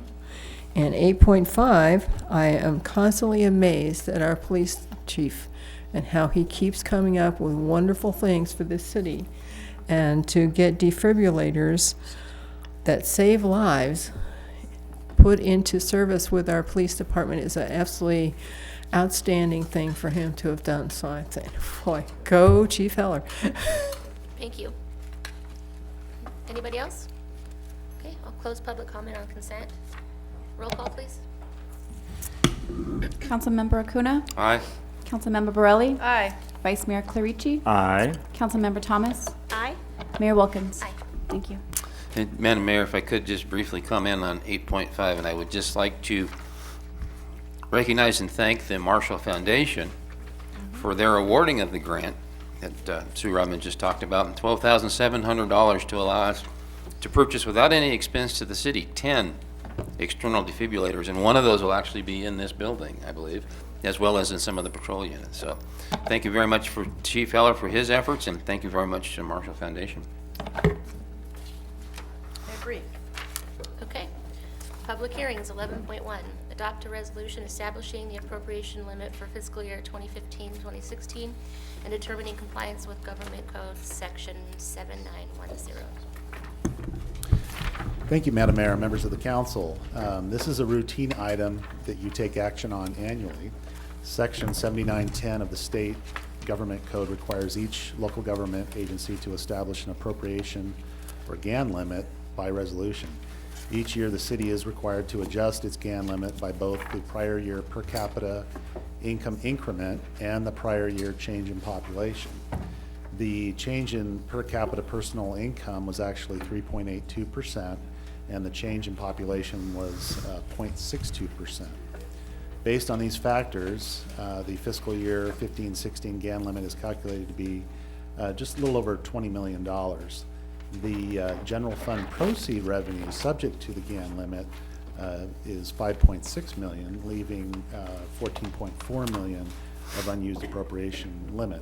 So once again, Placerville is well within its GAN limit.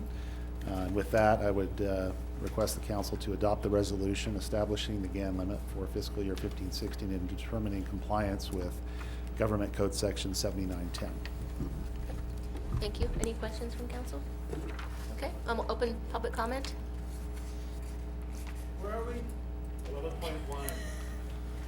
11.1. 11.1. We're getting there.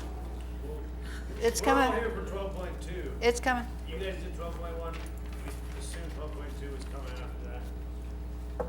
Because you said Okay. people in the audience, that's why we did I'm going to close public comment on 11.1.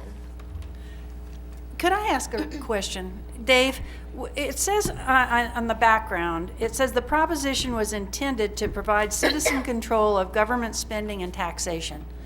Would you just very briefly explain how this controls that? What it does is it establishes a limit to where the growth in your general fund taxes. Say again? It limits the amount of taxes that you can take in and use each year. And just to make it real clear, the level of growth that we're allowed far exceeds our actual growth in revenue. So, you know, there's actually a $14 million difference. So Right. since the GAN limit, you know, throughout the years, that gap has grown. Okay. In other words, what you're allowed to collect in taxes in GAN applicable taxes is much greater than what you're taking in. So we're operating with much less than we could potentially could. receive. Yes. Thank you. I don't think we'll ever have that worry, right?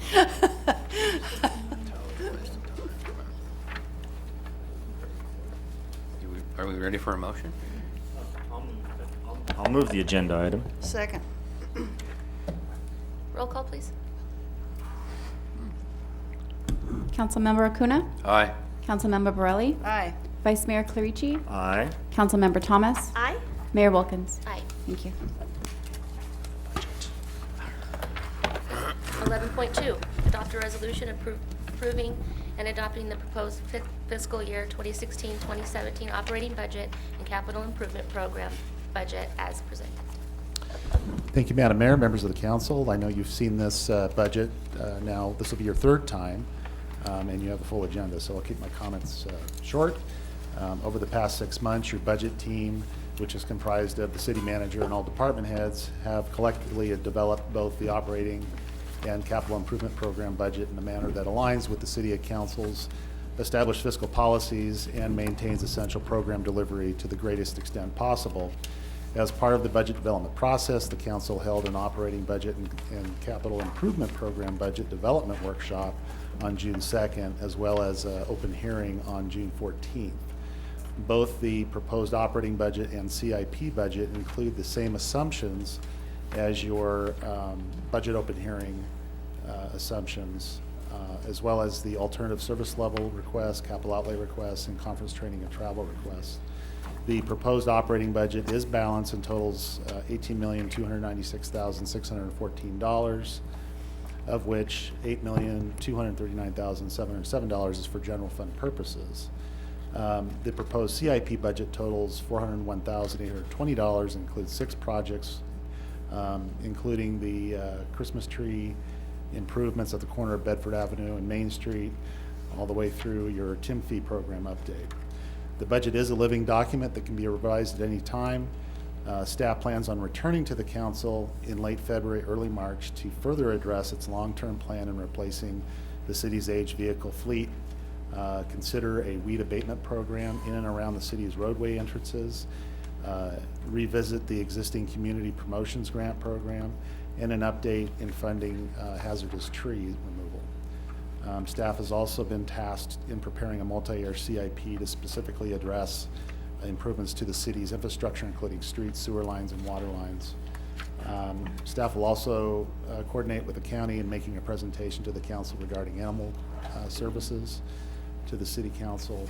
I would like to publicly thank the budget team, city employees, and the city council for once again working together to balance this year's budget, which is a responsible plan for operating the city over the next 12 months and beyond.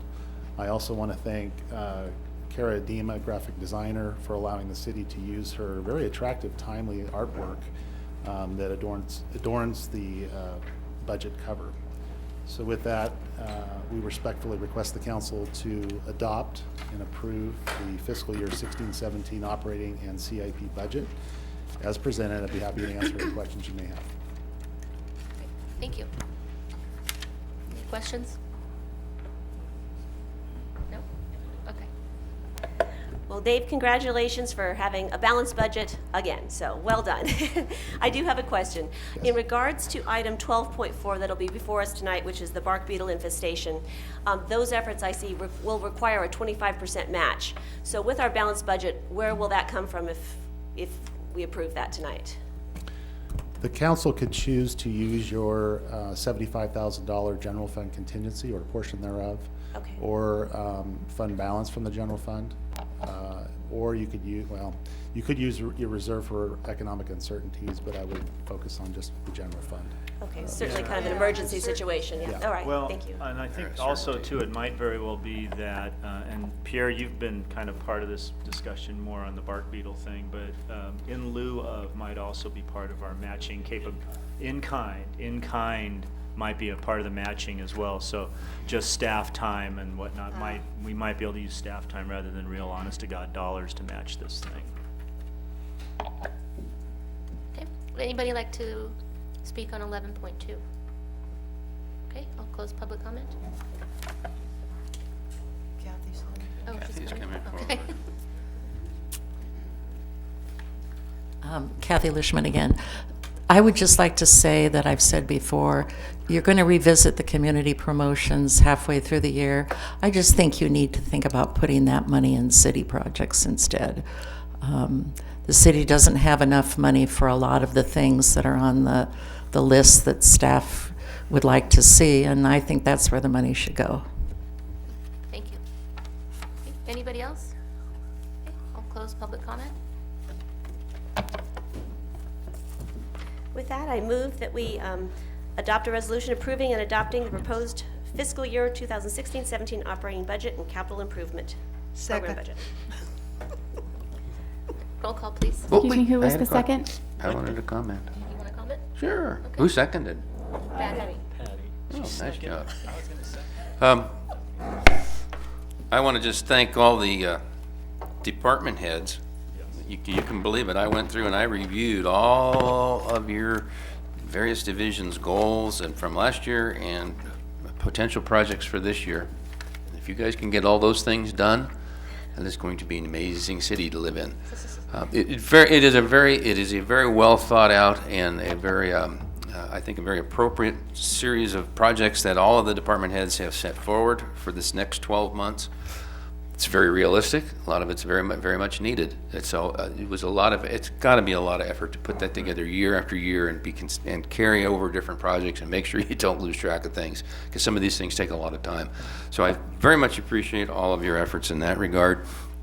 And I appreciate the positive comments that I've received in regards to looking at a process to get some relief to mid-year. I think Dave mentioned it, to look at a way to better assess and address what we need to do to keep the entrances to our town looking much more appropriate. And there's certainly, went along them today, and they're filled with trash and weeds and berry vines.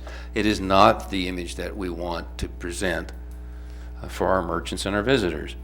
So it is, I think we can look at that later on this year and come up with a way so that we can hit that in 2017 and with a new coordinated plan to utilize, I think, city staff, perhaps private contractors, and some CAL FIRE resources. And between the three of them, we could probably keep all of these, and we'll get Caltrans too, pardon me. They'll be a big player in this also. It's going to take, I think, a new outlook. It's very much, we certainly have our standards and we have to live by our own rules, and right now we're not doing it. So thank you very much. Okay. Any other comments? Roll call, please. Councilmember Acuna? Aye. Councilmember Borelli? Aye. Vice Mayor Clarici? Aye. Councilmember Thomas? Aye. Mayor Wilkins? Aye. Madam Mayor, I'm going to recuse myself from this next item as I have property adjacent to this proposed project. Okay.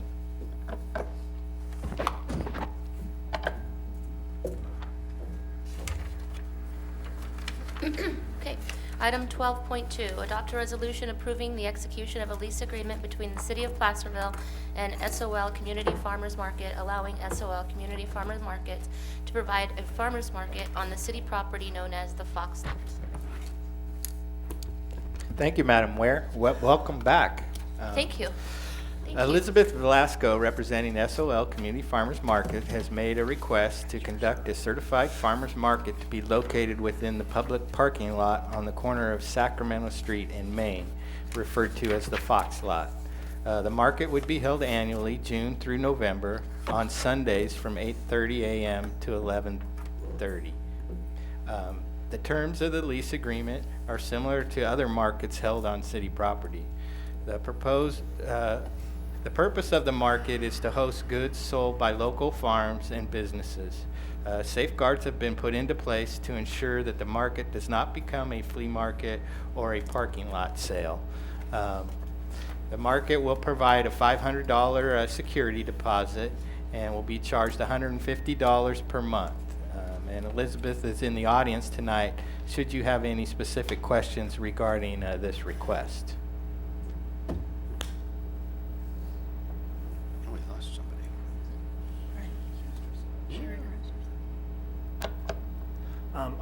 I have several questions. The first is, and I'm just going from memory here.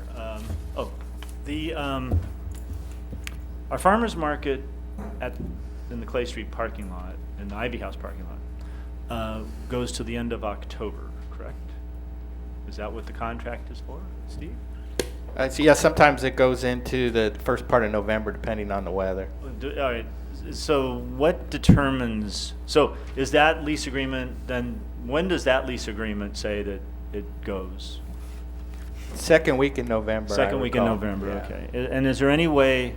Is there some sort of critical mass in terms of the number of vendors? Because, typically around the end of October, the Ivy House Farmers Market's getting pretty small. There's not nearly as many folks there at the end of October as there is like right now, So is there some sort of like metric that we use? Excuse me. Yes, there's a maximum number of booth space at that market. I Well, don't but is recall- there like a minimum number? No. Okay. Does the lease agreement designate a time during the day? Does it go from 9 to midnight, or 9 to noon, or 9 to 1, or 9 to whenever? Are you speaking of the one we're talking about? Elizabeth could probably speak to what the actual hours are for the market itself, but within the contract, we allowed time for them to set up Right. and take down. Of course. So what would that be? Those times are 6 a.m. to 1 p.m. Okay, and that's operations, or is that set up to tear down? That's set up to tear down. Okay, all right. I don't want to sound like I don't trust you, but I'm just, people have asked me questions. What would stop you from going till 3? Well, my contract is till 1. Okay. Number Is one. that actually in the contract? Well, but is that in the Yes, contract? Oh, that's okay, in the fine. contract. Because when I originally read through it, it did not appear that way. So I'm glad to see that that was put in there. Okay. I think that's it for now. Any questions? You guys? Not at this time. Okay. I'm going to open public, or did you, is that? Did I want to speak? Is that what? Yeah, are you here? Okay. Sure. If you guys are ready to hear me. Well, I think we need okay. a presentation. Are you giving? Are you giving a presentation? You know, I didn't know for sure since we were tabled last time, and we weren't exactly sure. Well, 3 of us weren't what was here gonna- last time, Right. so some of us haven't heard, so I don't. Okay. Well, we didn't present last time either, but I'm happy to present today. So my name's Luli Velasco. Elizabeth is my formal name, we'll say.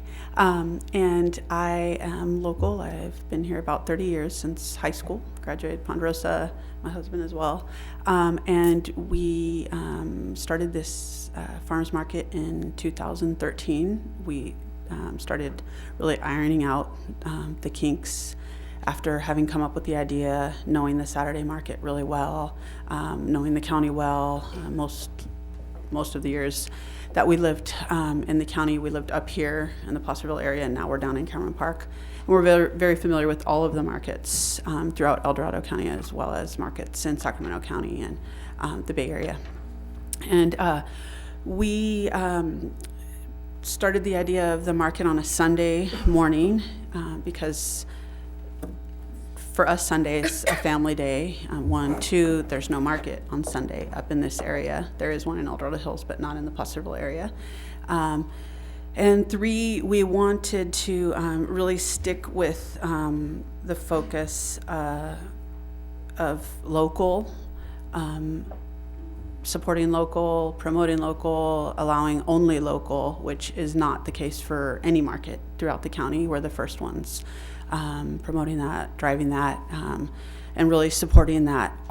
Saturday market, if we want to use that one as an example, has vendors and farmers from all over the state, not just local. There are local farmers that could fill the spot, but farmers from Watsonville or Fresno or Sacramento, sister counties are brought in. Bakeries from Folsom are brought in when there's local bakeries. Jams and jellies, all types of vendors that we see in Apple Hill area and here in the farmers markets. And really, we really want to promote local, promote entrepreneurship locally. We want to build community, support families. Really, I guess I can just read from my notes a little bit here too. Increasing the access to healthy foods for local community members is one benefit to having the Sunday market in addition to the Saturday. Also, increasing the access throughout the week and not just the Saturday or the Wednesday night. Otherwise, everyone's forced to go to the grocery store, which is not supporting local farmers, not supporting, some do very little, and local vendors as well. So health prevention, disease prevention is another part of where we're coming from, promoting local, organic food, sustainable practices. That's what our SOUL stands for, is Sustainable, Organic, Local, Community Farmers Market. We drew the community in to support the community building and to attract the community to even just the name of the market after doing research on the most successful markets in the nation. And that's actually a term they intentionally insert there so that really people who normally don't go to a farmer's market would think this is a family event, or this is a community event, or this is different than the typical farmer's market, which can be expensive, can be a certain type of community or culture surrounding it, which is people who are aware of organic foods, people who are aware of the benefits of eating this food product that local farmers like we have here are really promoting, the certified organic. Basically, we popped up in 2014 after taking months to iron out a contract with the city. Wilkinson called us and offered us their lot, knowing that we were down to the week of and still hadn't kind of come to an agreement or really worked out the situation with the lot we originally had proposed. So we popped up, supported the farmers and vendors who had been reaching out wanting another venue, and stuck out the year. Last year we made some changes to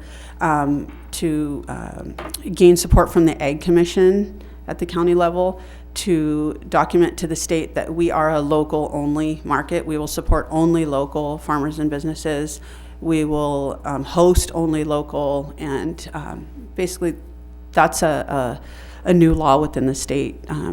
Changes the fees for the farmers and for the market owners and for the Ag Commission if you're under 400,000 and only support local. So we really wanted to make it kind of legal. So we went that route, took some time last year, ironed that out, decided this time we're going to go for the location. We really want to say not just to the locals, but to say to the traffic, like we've been hearing all night, that goes from Sacramento or from wherever they come from up Highway 50 all the way to Tahoe for the recreation, or the Tahoe area, the Apple Hill, the river here, whatever it is they're coming for. We want them to see this market. We feel it will be very welcoming, a warm kind of way to receive travelers and potential customers for the downtown area. So it's a family business. That's hopefully that helps answer. Okay. Okay, I'm going to open public comment. Okay, sounds good. Would anybody like to speak on item 12.2?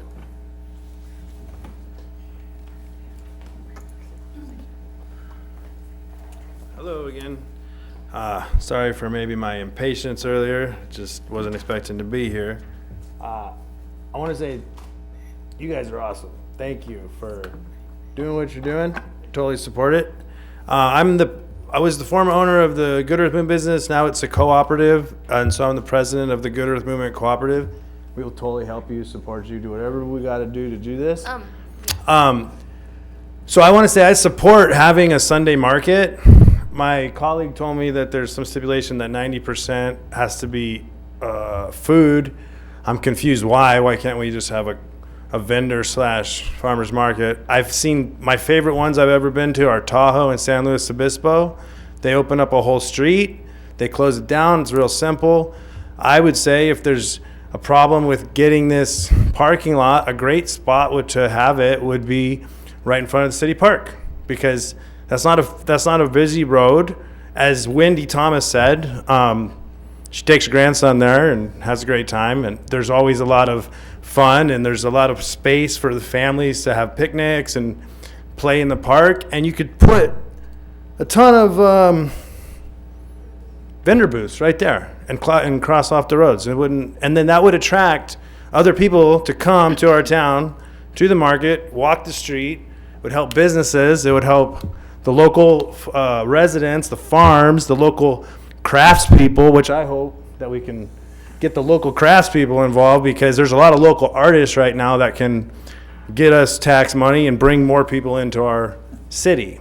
So I just wanted to say that I totally support having a Sunday market. I think the Saturday market is cool, but I think we can even have one that's more diverse and interesting. And there's two sets of people. Some go out on Saturday and some go out on Sunday. So, I mean, you got your people that go out, have a good time on Friday night. They don't get up early and go on Saturday. But you got your people that go out on Sunday and go to church, walk the street. It's a perfect place. It's a perfect thing to have. And as the Good Earth Movement Cooperative, I fully support to do whatever I got to do to help facilitate making this happen. Thank you. Thank you. Anybody else on? Hi.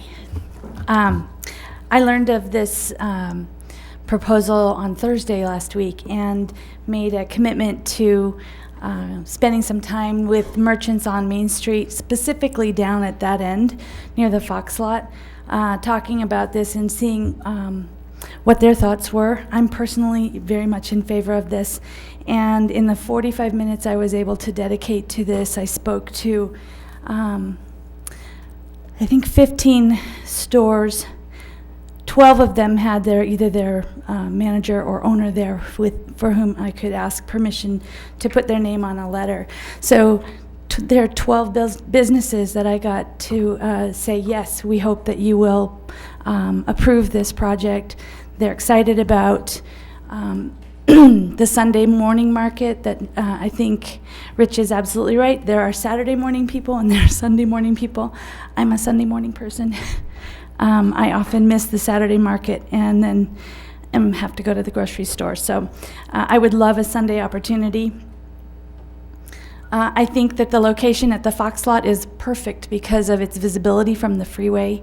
The pretty tents and the activity will certainly lure the travelers who are coming home from Tahoe, maybe in for a basket of strawberries or some fresh produce to take back home with them. And then they might accidentally find how much they enjoy our little downtown. So anyway, I would like to enter this letter into the record with the 12 names of the supporters that within 45 minutes I was able to glean. So, you want to hear? Okay. Totem, Maryland Salon, Ecological, Ambiance, The Man Cave, Gem, one of the co-owners of the co-op, not Rich, but Sierra Western Wear, The Farm Table Restaurant, Heyday Cafe, The Bookery, Winter Hill, and The Painted Owl. Thank you.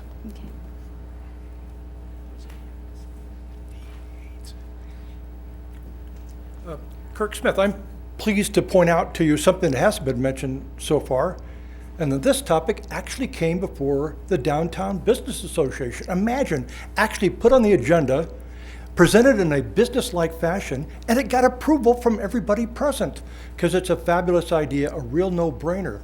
We already know that the farmers market at this end of town has been very successful. We can all see the results. People stopping by for the market, and they go for coffee and brunch and things of that kind. Some of the businesses that are there featured on Saturday are down at the West End, like Farm Table and Derek's Cheese. So imagine you open up that end of town with a different kind of clientele who does their shopping on Sunday. They can come in and shop and then go to art galleries on Main Street at that end of town, the West End, and to all the fine emporiums of food like Farm Table and Heyday and right on up down the line. So it's a fabulous idea and a real no-brainer because there's no money, significant sums involved. So it's a great thing to back, and I'm proud to do it because it encourages more downtown business that we can all certainly welcome. Thank you. Thank you.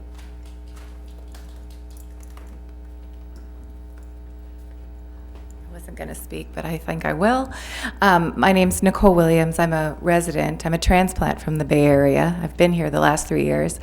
My little town was Los Gatos, which looked like Placerville like 20, 30 years ago. And I want to say that the farmers market in our downtown makes our business thrive. And when I've moved up here, I'm always surprised of how quiet Sunday is. And I love the idea of local. I think when I look at when Placerville was looking for a tagline, what we're about, I think the wineries up here, the rural, the local farmers, I want people to come up here that I can come and ask to come visit and see this. So I think it would serve our community greatly on a Sunday in that location. In our location in Los Gatos, it is like right in the corner of before you hit the freeway, and it's right downtown where there's a post office, and it does draw a lot of people, and people know about it. I'd really like to see it build into something, because I think that's what we're about up here, is our farms and protecting our rural and the historic aspect up here. So thank you. Can I ask a question? Did Los Gatos have a Saturday morning market as well, or a Friday night market? Well, we have a lot now, so. But back then, did they have?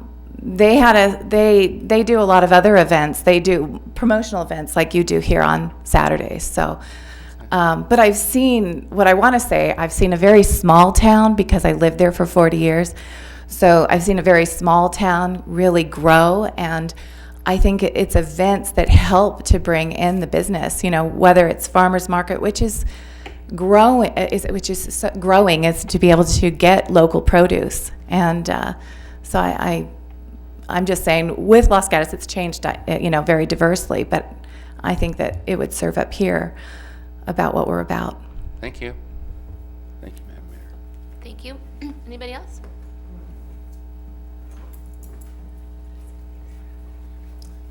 Hello, my name is Ben Hansen, and I'm representing my farm, which is called 24 Carat Farm on Jakeway, as well as the El Dorado County Farmers Guild, which is a collection of many farmers in this area. And one of the things that's been brought up in our meeting at the Farmers Guild is that many local growers have been denied from the market on Saturday, including ourselves. We actually were let in at the very last minute because another spot opened up. And I know of at least 5 other farms locally that there's no space for in our Placerville market. And these are farms that are in Placerville. And in this market on Saturday, we have farms from all over the state with 4 big tents. They're represented right when you walk in. They're the first people you see. They're the ones that get lots of the business. And I just think this farmers market could be a space for really to give local growers an opportunity to do what they do, which is sell their product, as well as I think it will really do a lot for the community in general. So I just wanted to say that. Thank you. Hold on. Yes. Excuse me, thank you. How do you get denied from a farmer's market? So I'm curious. There's only so many spots available. Yeah. Okay. So you sign an application and you submit the application, and then they tell you either get in or you don't get in. We were denied to El Dorado Hills Market, which is on a Sunday.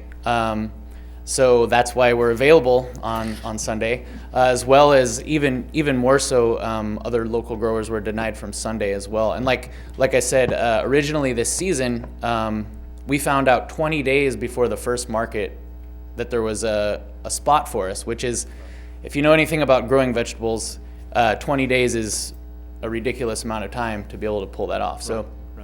No. I know also of several other local businesses within the area also interested in having a booth there as well. Okay, thank you. So, go ahead. No, and actually, this question isn't for you. It actually might be more for Heidi or actually even staff. But you know, the end of and maybe it's sort of generally put out into the public square. The end of November tends to start to get into the holiday season, and I do remember when it was brought up once to the PDA, and it was some time ago. Now, you might have discussed it since then. I try to make most of the PDA meetings, but I've missed a few.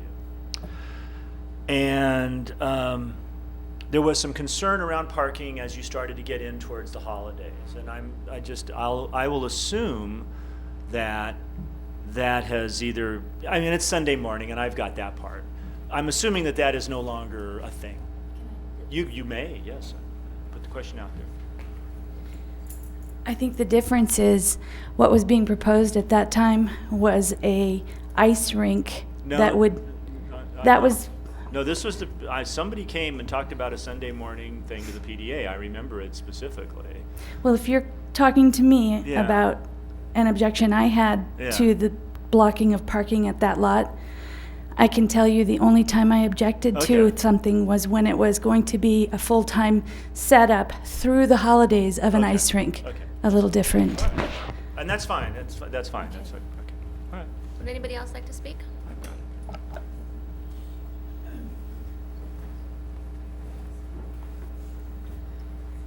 My name is AJ Reyes. I am a local resident. Been here since 2002, and I've been going to the Saturday morning market and Wednesday morning market since 2010. And I just live right up on Pacific Street, and so when the Saturday morning market goes on, it's like just 1 minute walk away from me.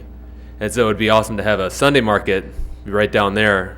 But I agree with everybody saying that it would bring in more people, from out of town, like coming from Tahoe or coming from Sacramento, coming in, seeing this going on, just representing our purely local farmers, people making bread, bakers. I know a few bakers, and where was that? Sorry. I know most of pretty much most of the farmers at the Saturday morning markets as well, and they're good people. And damn, I had something else I wanted to say. Hold on, give me a moment. I was getting at a point here.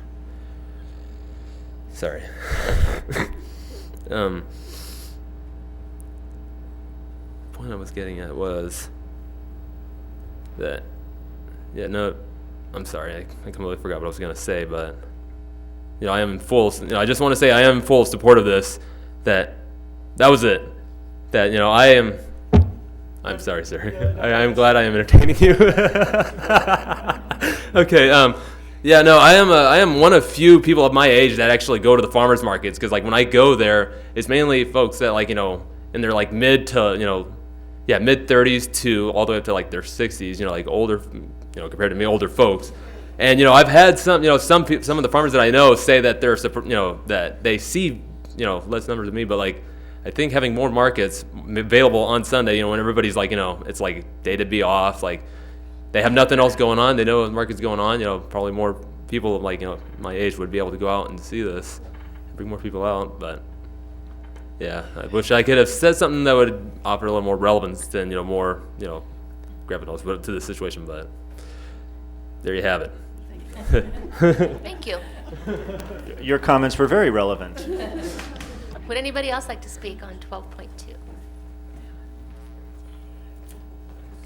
Jeff Chamberlain, I'm a local resident. I haven't been here very long, but I was part of the original startup crew in 2014, and the whole notion, as I say, I haven't been here very long, but the number of things that I have noticed are so unique about Placerville and this area, the locals, the artists, the farmers, Jem, amazing, great stuff going on here that has just grown just in the time that I've been here. And all of these things coming together in one place, specifically to the farmers market, is just something that I would consider invaluable to building up this community, supporting the arts program, supporting the Pride program. All of these things, it's almost like a theme that I'm hearing tonight of just, this is a great place to live, and I think this would be a great way to help build up that focus. Thank you. Thank you.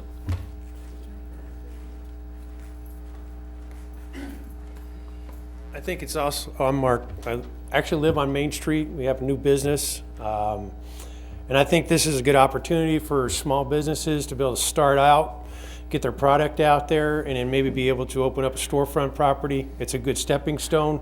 And I think one of the most important points here is it supports local. And I support it 100%. Thank you.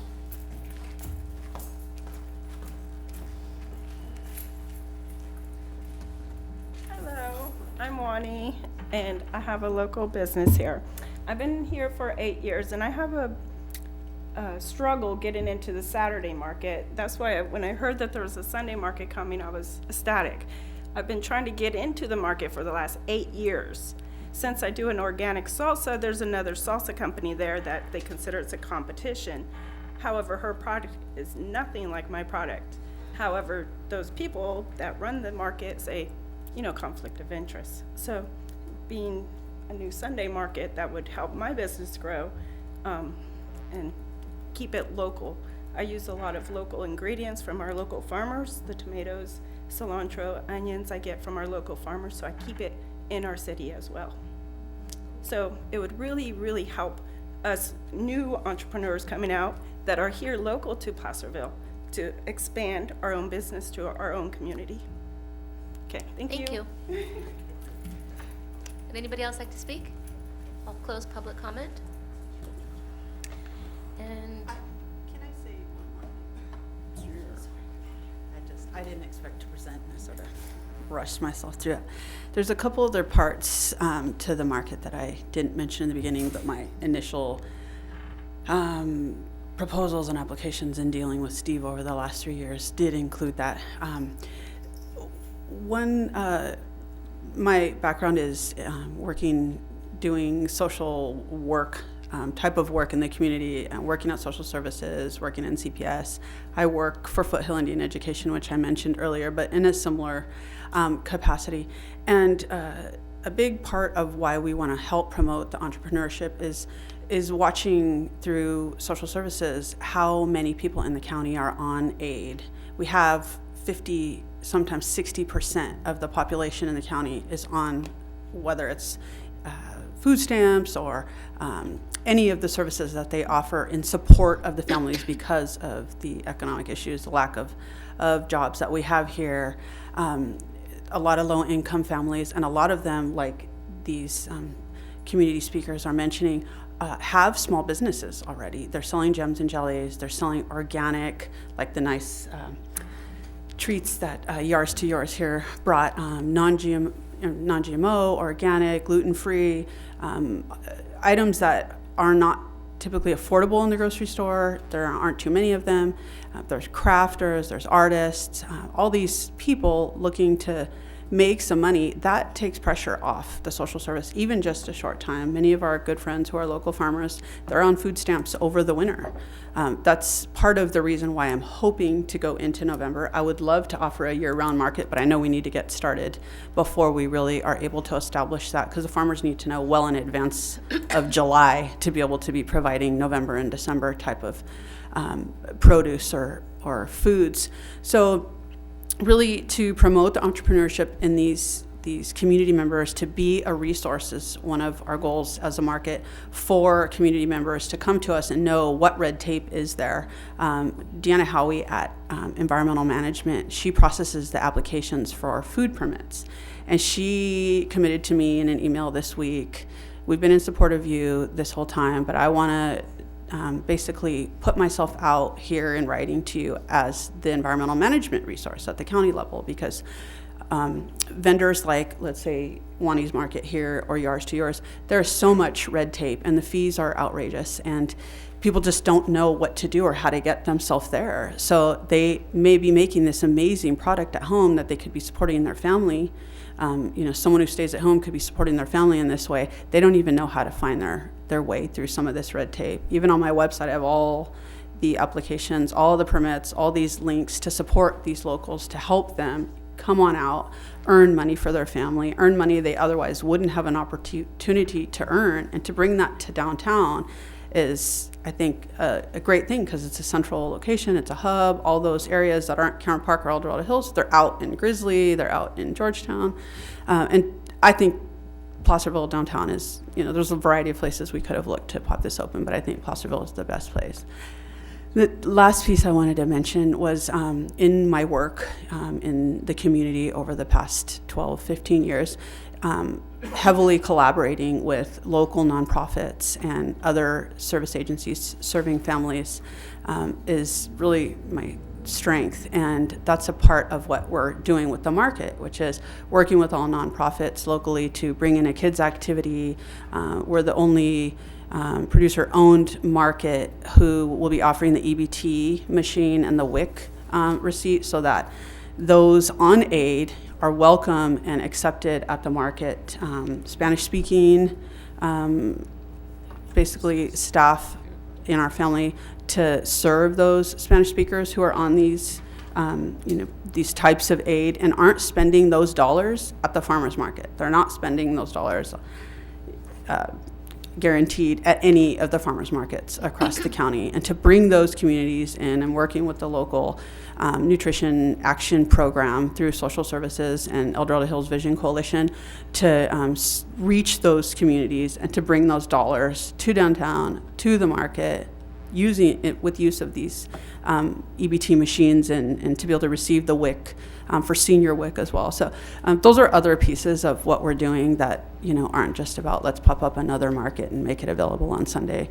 That's where the real work in what I've been doing in the last 3 years has come from, is really reaching out, collaborating, bringing them in, and they're kind of just waiting now. And I came here to gain support of the council, inform you guys of what we are doing, those of you that don't know, and leave here with your vote so that we can go to these vendors and farmers, who some of them I've only met on phone and email, who are calling us saying, we need this. This is part of the reason Mama Earth Farm, they're not here representing themselves, but they're one of the best local certified organic farms that we have. And they called initially and said, we're trying to open a market. We thought about doing it ourselves. We can't farm and open a market. What do you think? You guys put the powwow on. You guys do this and that. How do you feel about working with us? And I said, I actually had that idea myself, nursing for the last 5 years. My daughter's sitting on the couch watching these shows with nothing else to do with my time. I want to open a farmer's market and bring this to the community. So I really would like to leave with your vote and be able to answer these local farmers and local vendors and really say you have a place to vend now and to make a living for your family. So thanks for hearing us. Thank you. I have a question, really. You almost answered it for me. I was going to ask if people on food stamps could use it at the farmers market, and you mentioned the machines. Is that going to be something right off the bat, or is this like technology we have to wait for? No, I have the machine sitting on my desk waiting to be able to use it the day we open. The Saturday market, that took me 8 months to get that machine. Okay, the Saturday market has the co-op, Placerville Co-op, doing that service for them. So we actually had to go through all of the USDA and federal requirements just to get that machine to be able to offer it. So, cool. Thank you. Thanks. Okay. Public comments already closed. Council?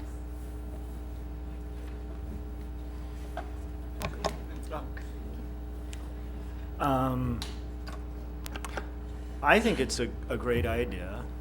I like the idea that it's local farmers doing local things, and that's a good thing. Although, I have to say, when you get produce from like Watsonville, it still tastes pretty darned okay. So we don't want to get too heavy with our friends that come from outside the county and sell us good food. My major concerns, whenever you get down into the core of the city and you start talking parking lots and stuff, I expect people to come out of the woodwork, and if folks down at that end of town are okay with this, and if we've crossed our T's and dotted our I's to make sure that that it's run properly and everything, I like fresh fruit and vegetables as much as the next person does.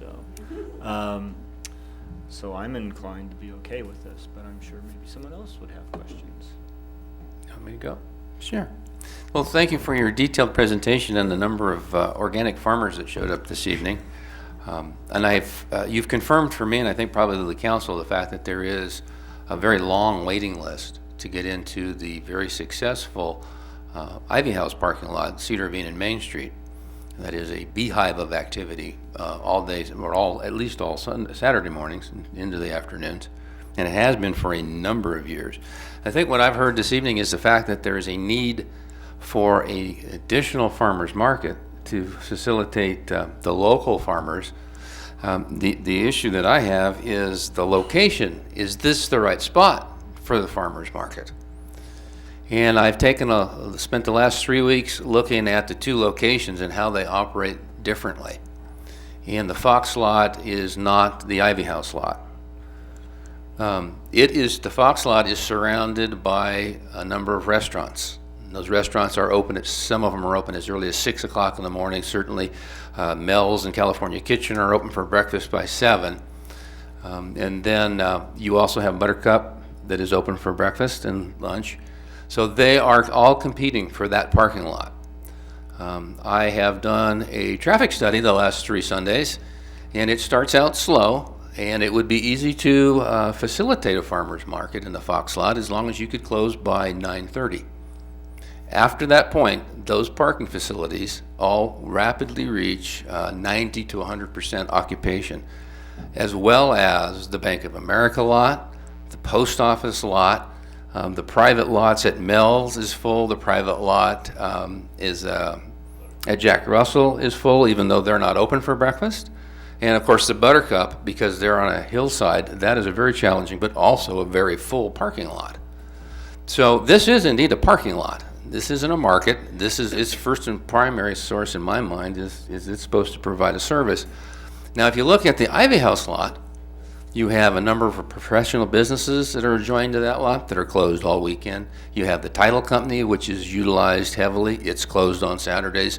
My dentist's office is over on Pacific and Cedar Ravine. He's closed, has never objected. He has a number of parking places, and now they park over at the Judge Thompson building and on and on. So a city-sponsored lot is relying heavily, almost completely, on the use of private parking lots. Public comment is closed, I'm sorry. That has always worked fine, and I have always said until the day someone gets hurt or there's some property damage issue, we will be blessed to allow to function in that way. So I look at the Fox lot, and we're creating a location for a second farmer's market. Do I think it's right to count on the use of private property lots that are already operating at close to capacity to bring more traffic down to this location? And from what I've seen in the last 3 weeks, even at 100 degrees heat this last weekend, these lots are full. So, and I heard the list of businesses that from PDA that supported it, and the couple 3 that I was able to capture, specifically Heyday, which they're not open for breakfast, but they're also right behind the parking garage. They have a rear entrance that goes right to the parking garage. The Farm to Table, which I really enjoy, they have a back entrance that goes right to the parking garage. The Bookery, a place that I love, most of their clients they are again just at a little distance. You cannot ignore human nature to want to park and walk in. And if I'm going to the Bookery, I can park up in the parking garage. I'm not going to park over in the Fox lot. It's just the character of the creatures that we are. So I have a real concern about the Fox lot, and I should also say that I do have the owner of the California Kitchen's permission to voice his strong opposition to this proposal. He is, I think very correctly, just recovering from many, many weeks, months of road work, and said that this would be extremely detrimental to his restaurant operation. I understand indirectly that the Jack Russell is proposing to open very soon for a Sunday brunch. And I'm sure that they would be quite surprised to engage in a brunch operation and find that the parking lot right next door has been taken up by a farmer's market. So I think, having said that I have concerns with this, my obligation then is to find you guys a different spot. And I was in this same survey, found that the Tetrault Gillette lot, which is between the Carey House and the post office, was most frequently underutilized. So that lot looked like, and that's where Cleve parks his car when he's on city business.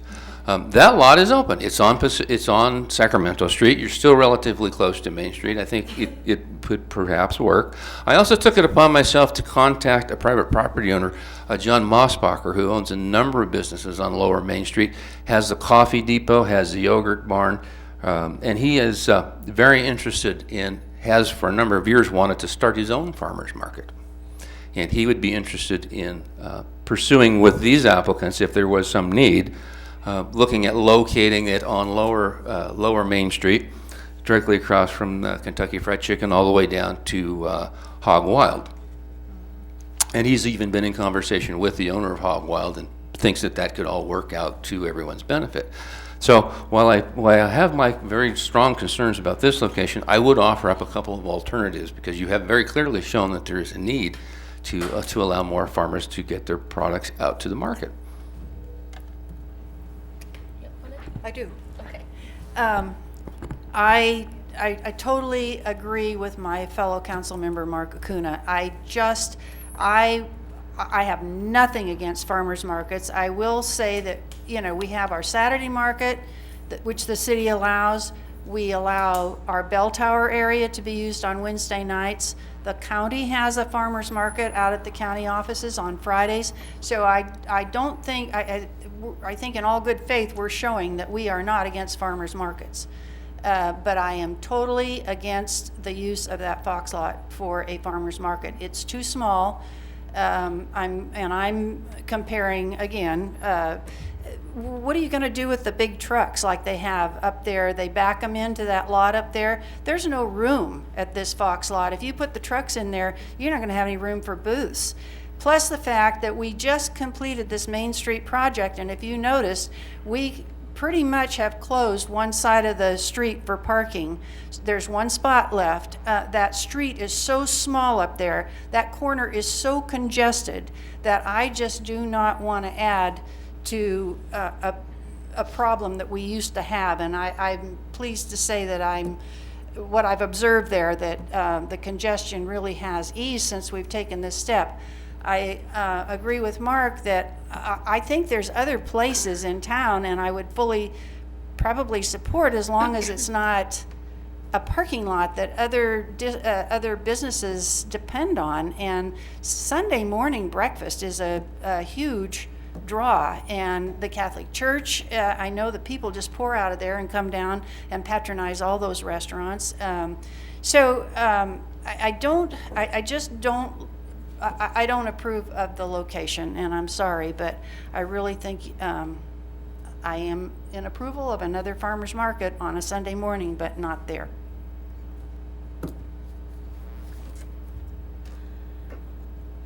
So how do we go about finding, so we want this market. I mean, I'll speak for myself. I want this to happen. If not here, then is it? Well, we have to deny this and encourage them to. Right. So, but I mean, is it going to be in 3 years we get a Sunday market, or is it? No, it doesn't have to. No. I mean, have they looked at other places? I don't know. I have to ask them. I mean, is this like the best case? Is this, with all the searching, was this what the best thing was? And we're not going to do any better. Maybe Steve can help with that. I know that we did look at the Mosquito Park and Ride lot 2 years ago, I believe, Elizabeth. There was some complications with that. Actually, we were planning on that construction hand, but we ran into some problems with that, so that hasn't happened. That's maybe one possibility. And I believe Elizabeth did mention she went in what was known as the Hubsy Building parking lot last year, I believe. So there are others that have been looked at as far as how far they've gone this year to look at other sites. We have not necessarily, they brought the application to us to look at this site. We processed it in accordance with what we've done for the other farmers markets, and then brought it forward to council for approval. So we have not explored other sites with them other than what we did a couple of years ago. What about the Ivy lot, just on a Sunday? Did they look at that? I mean, The what? The Ivy What? House, just go Why back. can't we just have it The Ivy back-to-back House days? is, Are we allowed to respond?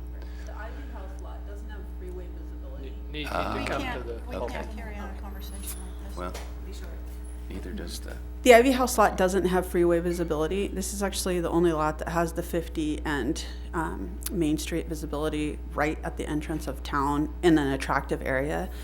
We've looked at tons of lots. We did call around and ask for variety, including the city park years ago. But everybody's talked about how popular that is, and you guys have told us how you can't even get in to them, so I don't see where the visibility is it's not a problem for them on That Saturday market's been mornings. there for 30 years, and it's taken them, well, they told us 30 years. I was 10, so I don't know at the time. But it doesn't have Highway 50 visibility, and their customer base is built on locals. It's not built on anybody traveling through, because they don't know. And if they don't pull over, That's what a new they're business not is going all to get there. about. When a new business comes in, you build up your clientele, you know. This is a pop-up business, though. This isn't a brick and mortar that we have ongoing. And this, Jack Russell, just for the record, is in support. We've already spoken with Dave and know him well outside of this business situation, so he's fine with it. Mel's general manager, Miguel, was in support. Buttercup's manager called back and said they were in support. And I did speak with Jose at the California Kitchen in length. His son was going into surgery and couldn't continue the conversation, but he did say that though he did initially communicate and wanted to Acuna and wanted to communicate to me that no one at the start of hearing about it, he didn't want to shoot himself in the foot by saying, sure, pop up in there. As the conversation went on, 40 minutes into it, I explained to him, we're not going to fill up the whole lot. It's going to take us 5 years to fill up the whole lot if we're able to, number one. So the parking in the back section is going to be open. That was part of the discussion with the PDA and the meeting that I presented there, that's going to be open for who knows how long. The Ivy House Market, as they spoke to, has some of the vendors are carrying 4 booth space, some of the farmers. So this isn't, I mean, it's going to take us years to get that big. I mean, unless, a miracle happens, number one. And two, I as well travel Main Street regularly on Sundays, and it's Main Street itself all the way down isn't filled up in parking. That's the first lot when you come on up. So yeah, everyone's, like you say, human nature, going to just pop right on in there. They're still going to be able to pop on in there with half of it taking up the market, just the front half. And those vendor booths are roughly 10 by 10. So there's 14 parking spaces on the front end on the Main Street. And so that's about 10 or so booths, not counting that big long aisle at the end. I projected to the state that if I was lucky, would have 25 vendors the first 3 years. They might have 40 to 50 the first few weeks out, but they cut back down to roughly around 30 at the Ivy House lot. And then, as you guys have spoken to, it gets down to just a few sometimes toward the end of the year. So, like I said, it's going to take a long time for these farmers to be able to support, all the way through November, for us to even fill that up if we're able to. That's not going to happen definitely not this first year. So we have kind of, done what we were asked by the city, suggested by City Hall and Town Hall, and the local businesses that we've spoken to. Do you guys have any opposition to it? This is the first time we'd heard from Jose at California Kitchen. He said he doesn't attend the PDA meetings and doesn't review the minutes because he doesn't have the time, because he's extremely busy with all his businesses, which we understand. However, those minutes went out just like these minutes went out, and everybody who's has an interest is reviewing or was reviewing or showed up or called and gave support. So I mean, we really think this is the best lot. We're not opposed to something else if you guys vote us out, but this visibility and what this will make downtown Placerville look like when people are traveling through, I don't think you can beat it in this lot. Thank you. Okay, so I'll just say I'm in favor of that at the lot, in the Fox lot. I'll just throw that out there. Question for staff. This is the first I'd heard that it wasn't going to involve the entire lot, and then there was any difference that we were looking at a commitment from as soon as possible to open through November 1st. Now it sounds like it could be a quarter of the lot with the remaining part of the lot functioning, and they could maybe go away as soon as, depending on what Mother Nature does. It could be October 1st, it could be September 20th. How many cars does that lot hold? 50, I counted 56 on it. That's about right, yeah. 55. Yeah, I just want to mention Councilmember Cuno. That's the first I had heard that too, and it makes sense that they wouldn't fill up. Because I had to go on the fact that you were taking the whole lot until November 1st. Yeah. And to me, that's a huge impact to downtown. Yeah. My concern too, though, we would want to be aware of and look at what their plans are for safety if they're allowing cars to drive in. As you know, that's kind of a difficult lot. It can be when it's got a lot of cars in there and stuff. So getting around through there can be kind of narrow. Yeah. So if they were proposing to also use it for parking and for the farmer's market, we would want to see how they were going to lay that out so that we make sure that it's safe, so. Yeah, I think, I don't have as many trepidations about the Fox lot being taken up. We can run a year experiment and see what happens. If we don't like it, we can not do it again. And the fact of the matter is that folks that go to the California Kitchen can go to our 3-level parking garage and go park over there and get a little exercise before they eat really large portions of very good food. I don't want to discount it, don't get me wrong. I can sometimes seem like I'm a little flippant, but I'm not trying not to be flippant in this case. But, if you wait for perfect parking situations to happen in downtown Placerville, you'll be waiting forever. The fact of the matter is that even though it's inadequate, the Buttercup has its own parking lot. Mel's has its own parking lot, and the fact that they use these other parking lots is, it's been good for them, but now we can maybe throw some more commerce out there. I'm a little concerned about the traffic down there. That's a very touchy part of town, and I do share that concern. But I'm not hearing anything that would predispose me to at least not want to give it a shot and see what happens. There are other places in town that potentially we could do this. I like the idea of John's property. I'm glad he put that out there. And that is freeway visibility. Yeah, I don't want to speak for someone else's business plan, though. That's her business plan, and I respect the fact that she's put a lot of thought into this, so I don't want to. No, I'm talking about John's property. Oh, no, I understand that too, but I don't want to say one is equal to the other. That would be up to them to decide whether or not one was the same as the other. So I'm kind of with the mayor. I think that we can maybe give this thing a shot and see what happens. And then we'll all get yelled at if it goes bad. Do you have a motion? I will move the staff recommendation and the lease. Well, okay, in view of what Cleve just said, that some of this was kind of new to him and staff, do you think we need some further studies on it? I honestly don't think you're going to be able to, with all due respect, I don't think you're going to be able to have parking and a farmer's market in there. So if that's being sold to anybody, that should stop, because I just don't see their cars going in there. I don't care if you have like 3 tents in there. The minute you literally have to be able to go around in a circle to make that parking lot even remotely And then nobody functional. answered my question as to where the trucks are going to park. The trucks are just regular trucks. They're not. They're like pickup. They're like the trucks Yeah, at pickup the, trucks. at the Ivy House. Please, thank you. How they'll be in the store. They're just like Ivy House. Most of those guys drive pickup trucks or vans. I would assume that they would come in and park there.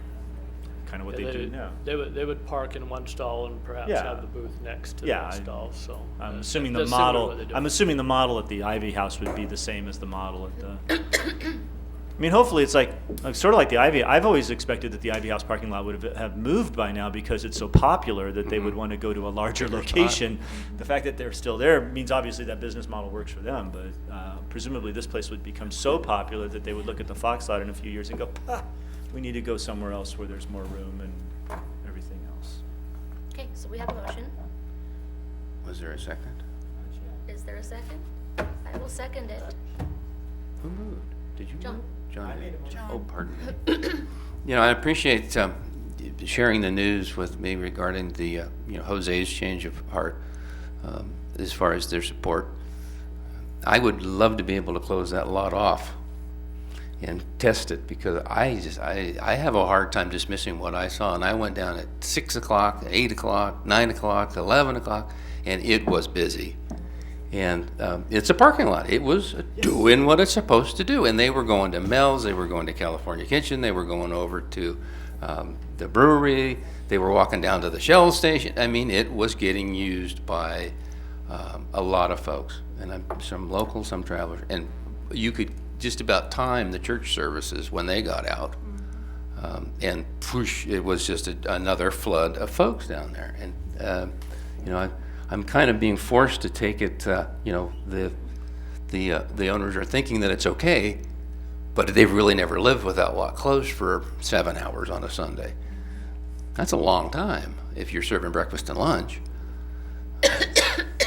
Plus the added. And I've sat and, the added traffic that's going to be. Well, yeah, that doesn't even get into where all of your customers are going to park. and cross back and forth and what have you. So, That's my problem, just the congestion. I mean, basically what we're deciding here is we're gonna open I think what we're deciding here is we're gonna open another store on Main Street that's gonna run from blankety blank to blankety blank hours on a Sunday morning.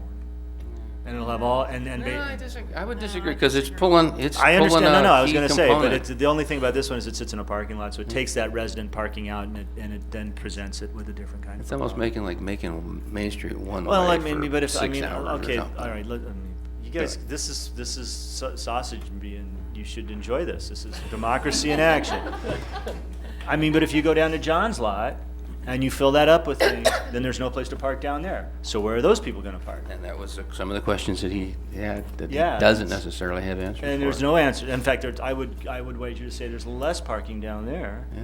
for anybody to do anything. They're gonna be stacked up on Main Street. Well, there's, of course, but no, But I don't. we're not taking into consideration that there's no specified parking for this location either. We're just ignoring it.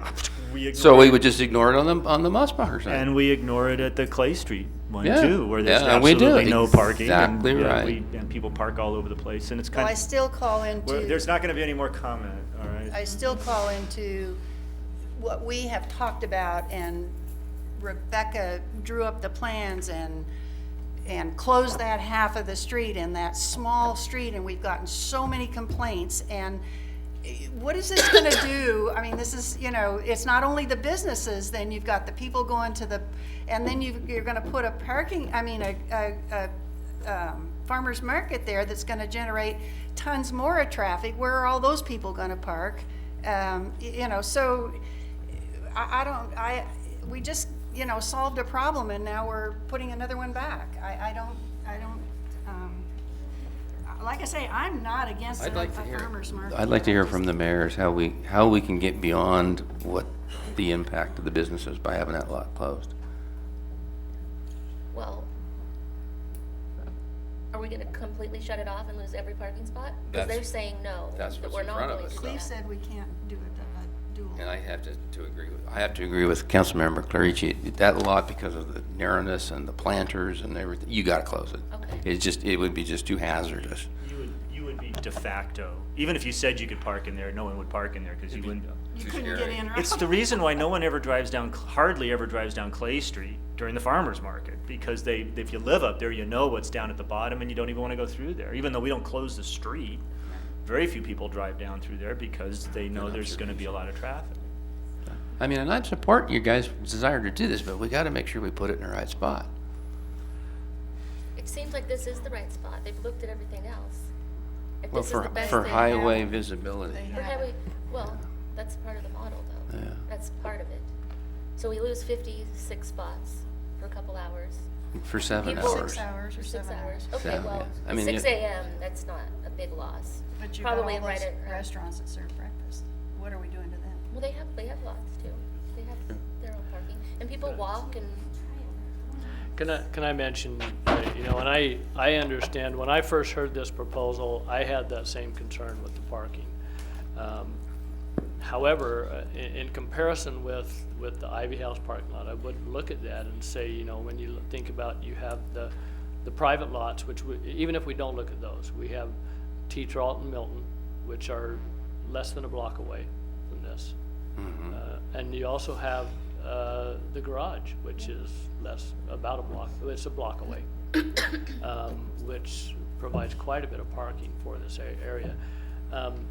One thought would be to consider, I know Mark said if you could close it off and see what kind of complaints you get, but maybe you do this for a trial run for 2 months or something and measure it and see what kind of response you get based on that. well, we'll have a question. 2 months, when we're dealing with farmers, Yeah, we have a that's not season. fair to We'd them. owe I it to them understand. to have a Yep. whole Yeah, season. maybe you need to go through the whole season, yeah. But you still, I believe the provision, I'm trying to remember in the agreement, if there were a major issue, we would have the right to terminate the contract. I think there's a provision in there, right, Steve?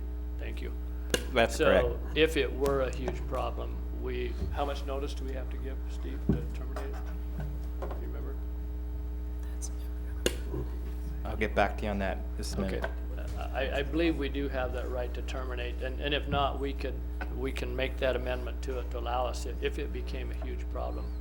To where That we would did. never Well, fly. but what is the definition of that? Yeah, I mean, exactly. that sounds to me like that sounds to me. How do we I mean, either we get behind this thing and we do it, or we don't, and if we don't, then we try to find another place to do it, or whatever, but I mean, yeah, I can't even imagine Well, sitting what up here and what saying I'm you become a referring huge to problem, is you need to shut you down. if there are multiple traffic accidents at the intersection. Well, that would be a huge or in the parking lot, et cetera. Those are things that, that we would look at and shut them down, so. Well, okay. Well, I didn't do the survey, Mark did, and I have to rely on his survey, but I also have my own personal opinion. So. Okay. Can we have a roll call vote, please? Councilmember Acuna? No? Councilmember Borelli? No. Vice Mayor Clarici? Yep. Mayor Wilkins? Yes.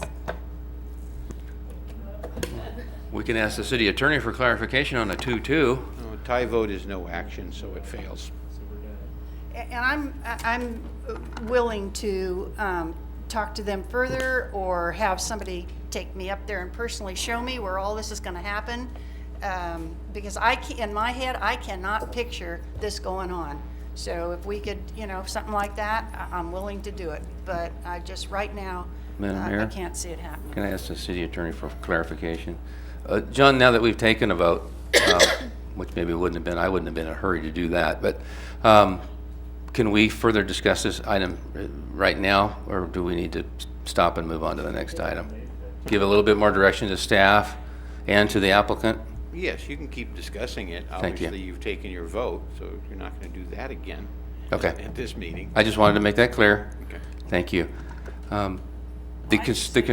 Well, I would have liked to have discussed a little bit more about making this very strictly regulated and getting the definition of a major catastrophe, well as maybe look at getting them out of there sometime about that 1st of October. Because you have to realize that you reach a saturation point where you're then turning people away. And I'm talking about the Apple Hill impact. And it grows every year. And there's, believe it or not, whether you want to, people don't come because it's too congested. So you kill the goose that lays the golden egg, so to speak. So you have to be careful. Yes, Mr. For Driscoll. clarification, you can't vote again on exactly the same motion. You could make anyone on the council can Thank you, make Mr. a Driscoll. different motion, changing the terms of the lease, for example, Thank or you. changing something like that, and bring that forward. Yes, we could. Well, I have a real concern for our businesses down there. And the thing you have to remember is this doesn't generate any sales tax for us. The restaurants all generate sales tax. So we hear a lot about sales tax. And these are food products, and they're not supposed to be taxed. So this is almost like a subsidy, if you will, giving a city law to help out the community get these products out to the residents. I'm not really concerned about the Highway 50 folks. I'm really more concerned about getting it if it needs to be available for our residents. Well, I would argue the opposite. They go down to buy their food. They're not going to consume everything they buy at the farmer's market. They would probably go to a restaurant or to a business while they're gathering. So the farmer's market draws them. Mhm. They don't eat the food right there. They would eat it. So we send them away hungry. Yeah, so they go to the restaurant, they do a little shopping at the. Well, I was going to ask staff to look at, the applicant has assured us that these are going to be organic growers, correct? So they'll be certified in that sense, that they're local growers?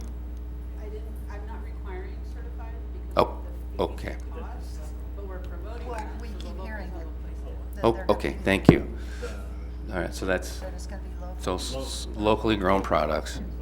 Just to get it in the record, they're not requiring it, but they are promoting local Promoting and it, organic. okay. Correct. Can I suggest something? Certainly. I would like to run this thing for a trial run. Yes, that's where I'm leaning. Okay, I'm going to hold up some fingers.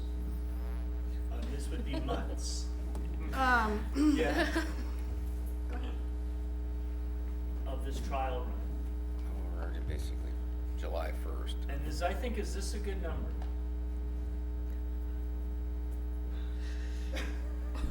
Is this a good number? Well, Well, that's November then. That's October. That's the end of So you October. figure 1st of July, July, August, September, September. October, 4. Yeah. How do you feel about that? 4 months. 4 months. If the merchants all think this is gonna work, then let's, Okay, but based on what, and we'll have an opportunity to see.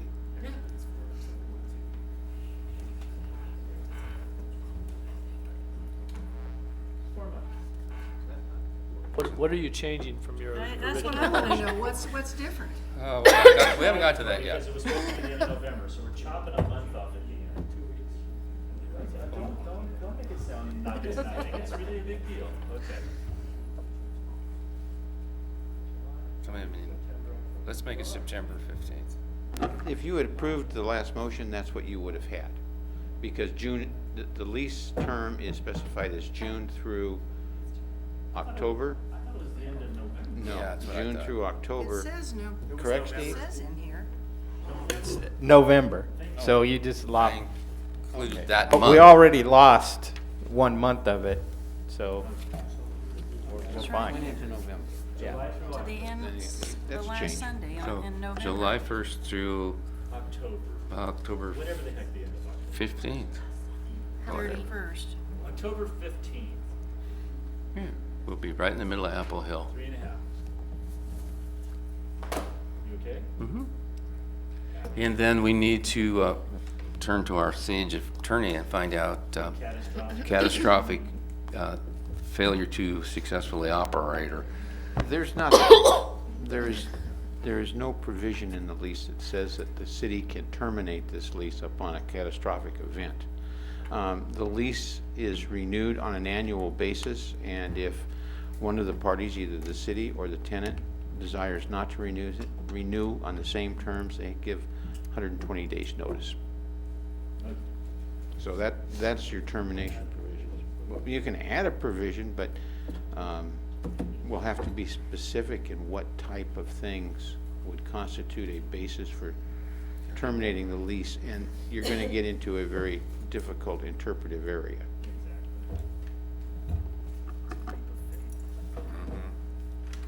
October, mid-October, whatever that, what's mid-October?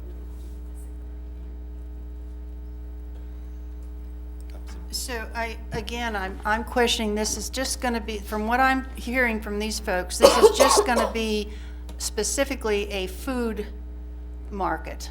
It's 90% food, 10%. And so, my argument has been in the past, is that, I look up at that market up there and I see clothes and jewelry and, all kinds of stuff. So I don't think that it's fair to our downtown merchants who pay rent and pay taxes to be down there and stuff, and then to give a free lot, basically, for competition against their sales. So is that, Cleve, I think you said they're not guaranteeing what they're gonna sell, or they are?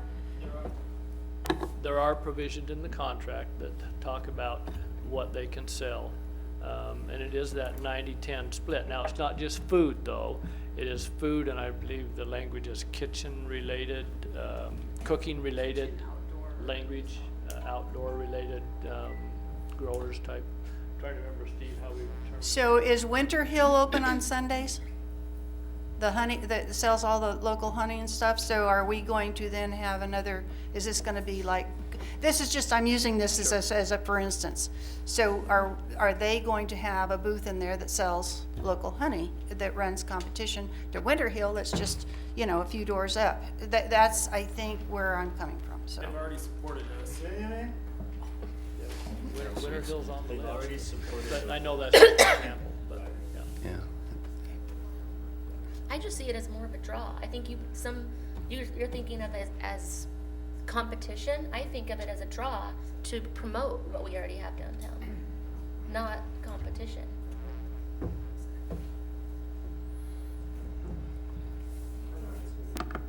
One more thing.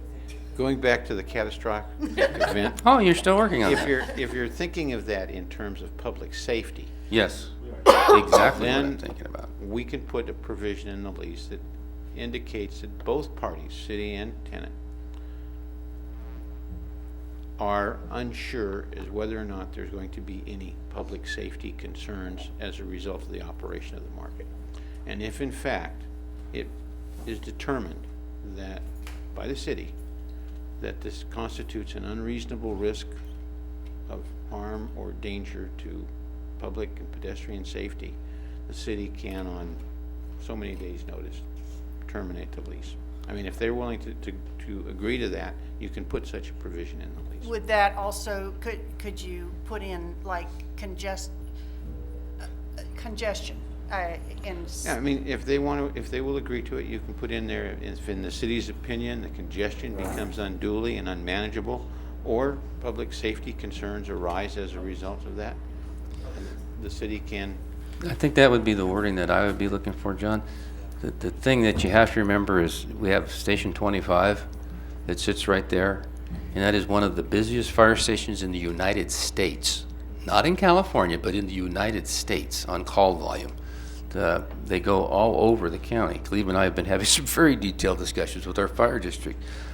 I take the wonderful pedestrian mix that we enjoy on Saturday mornings at Cedar Ravine and Main Street and move it over to the Fox lot and then throw in a 20-ton fire truck and a couple of ambulances 4 or 5 or 6 times a morning. It is to prove interesting.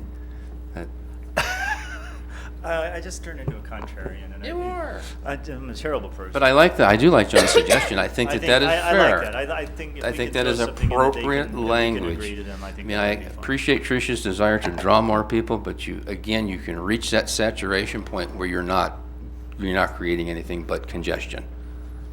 And the businesses are doing their thing.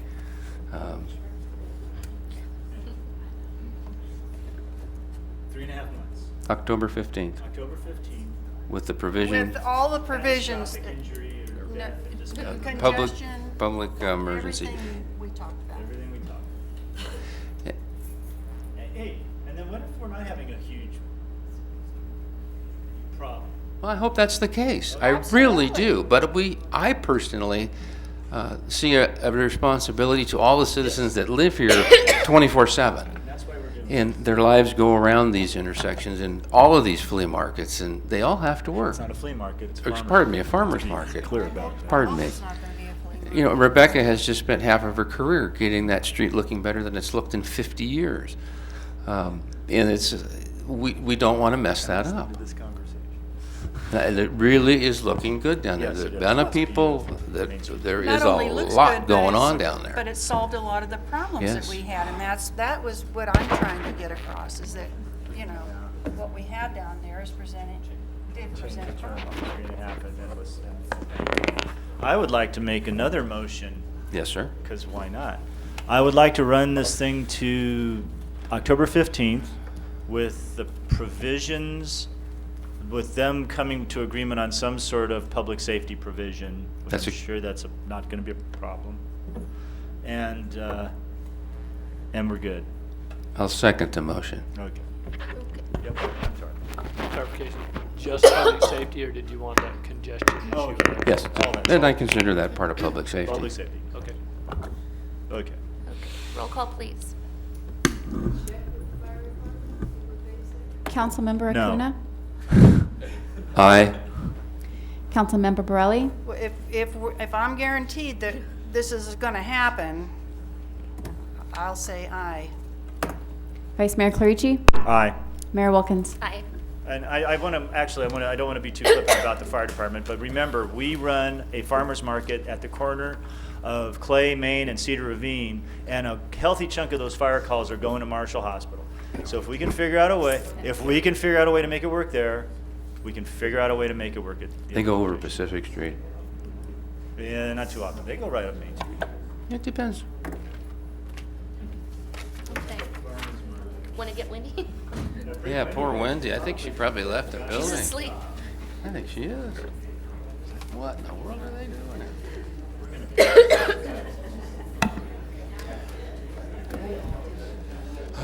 Thank you. Go make it a success. No, we got to move on. Thank you for hearing us. Good luck. You have my vote every year about it, Mayor. Go for it. Make it all really good stuff. Madam Mayor, if I may, I'd like to ask for a 5-minute break. I was gonna say, okay. Are we gonna continue? Okay. No, we're gonna just. No, we're all going home.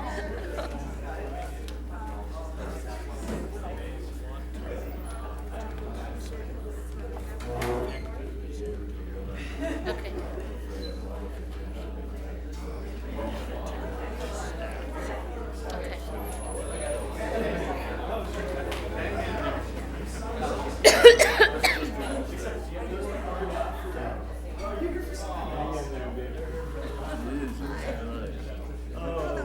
I wish we'd have known. We could have waited another few minutes. Yes. Yeah.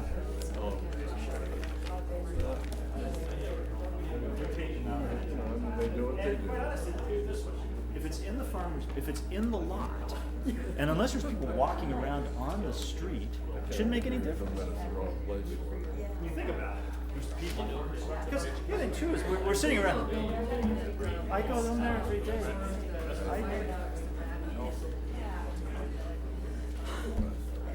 You mean, but they do that on Sacramento Street. Well, but I understand that. That's not. Yes. Yeah. Oh. Wow. Oh, thank you.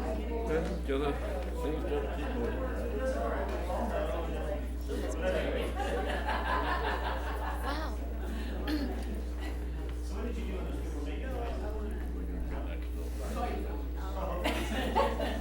Sounds good.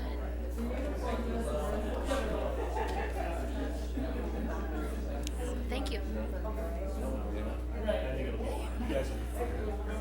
Thank you. And you're welcome.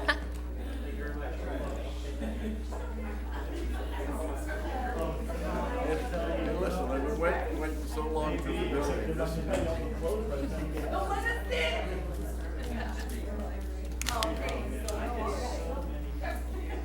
I've been.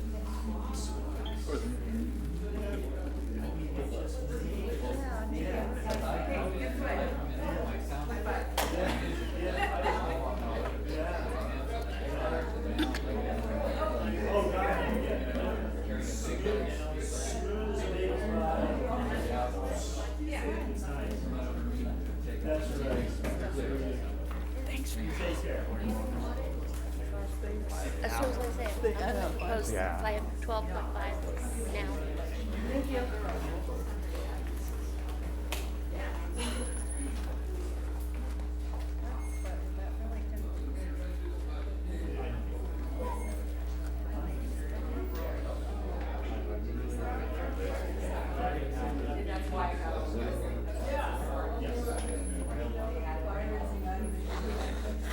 You know, that is true. And you know, they're trying to go around lots of people.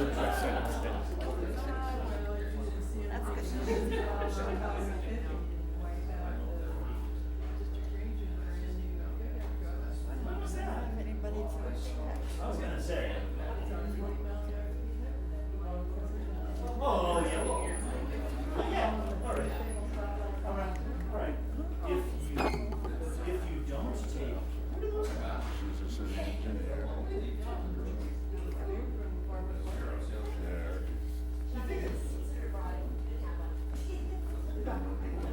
I haven't seen you before. It's been wonderful to watch Democracy in Action.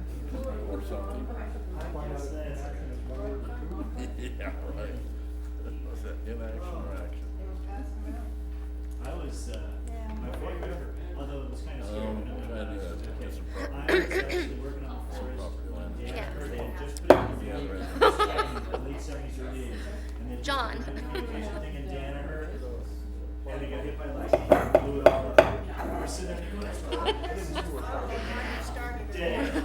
Well, that's down at that end, we're up on Broadway.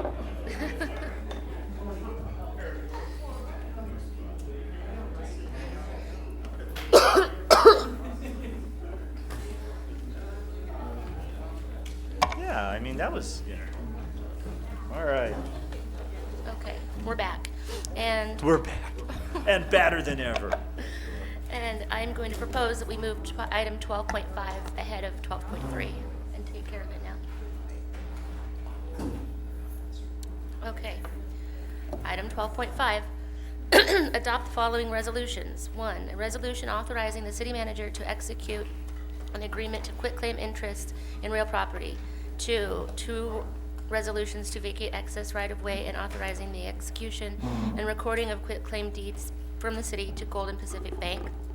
3, a resolution accepting and consenting to the recording of a quitclaim deed from Golden Pacific Bank to the city. 4, a resolution accepting and consenting to the recording of a quitclaim deed from Scott L. Shin to the city. And 5, a resolution authorizing the city manager to accept and consent to deeds and grants of real property in the city. Got through that. Okay. And that is, City attorney is going to handle this item, so it was too complicated for me. So. Thank you, Cleve. I'm not going to repeat all the resolutions the mayor just read, but I will talk about them a little bit towards the end of my oral presentation. The genesis of all this really is the Broadway Street Improvement Project, which, among other things, includes the addition of curbs, gutters, and sidewalks to Upper Broadway, primarily from that area of Snell School Road East. During the process of designing and engineering that project, some uncertainties regarding the city's right-of-way and the boundaries of the adjoining properties to the south became apparent. Also, we learned that Mr. and Mrs. Rude, who are in the audience tonight,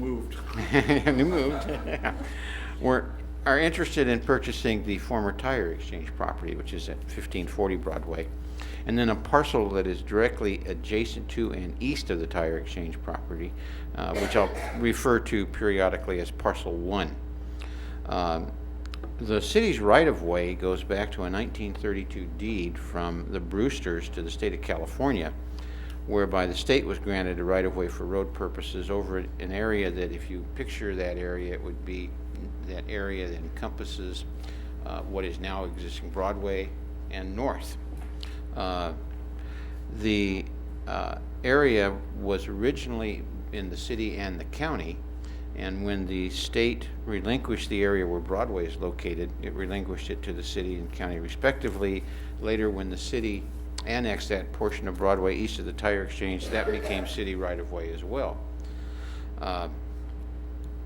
Mr. Shin, who owned Parcel 1 as well as 3 other parcels that are directly east of that along Broadway, divided his property into 4 parcels in 1978. And this was really the start of the confusion. When he recorded his parcel map that split those parcels, the existing parcel, into 4, the parcel map showed the northerly boundary of those 4 parcels as being located to the south of really what was the legal boundary of that area. By that I mean it recognized Broadway, and it showed the boundary lines being 50 feet south of the center line of Broadway. That is, the northern boundary of those parcels would be 50 feet south of the center line. And it also recognized a state highway easement for Highway 50. Because the Brewsters, and Shin is successor in interest to Brewsters, because the Brewsters did not deed fee title, but only deeded right-of-way, they retained title to that land underneath the right-of-way. They retained fee title to that. So when Shin succeeded to that property, he also had fee title to that.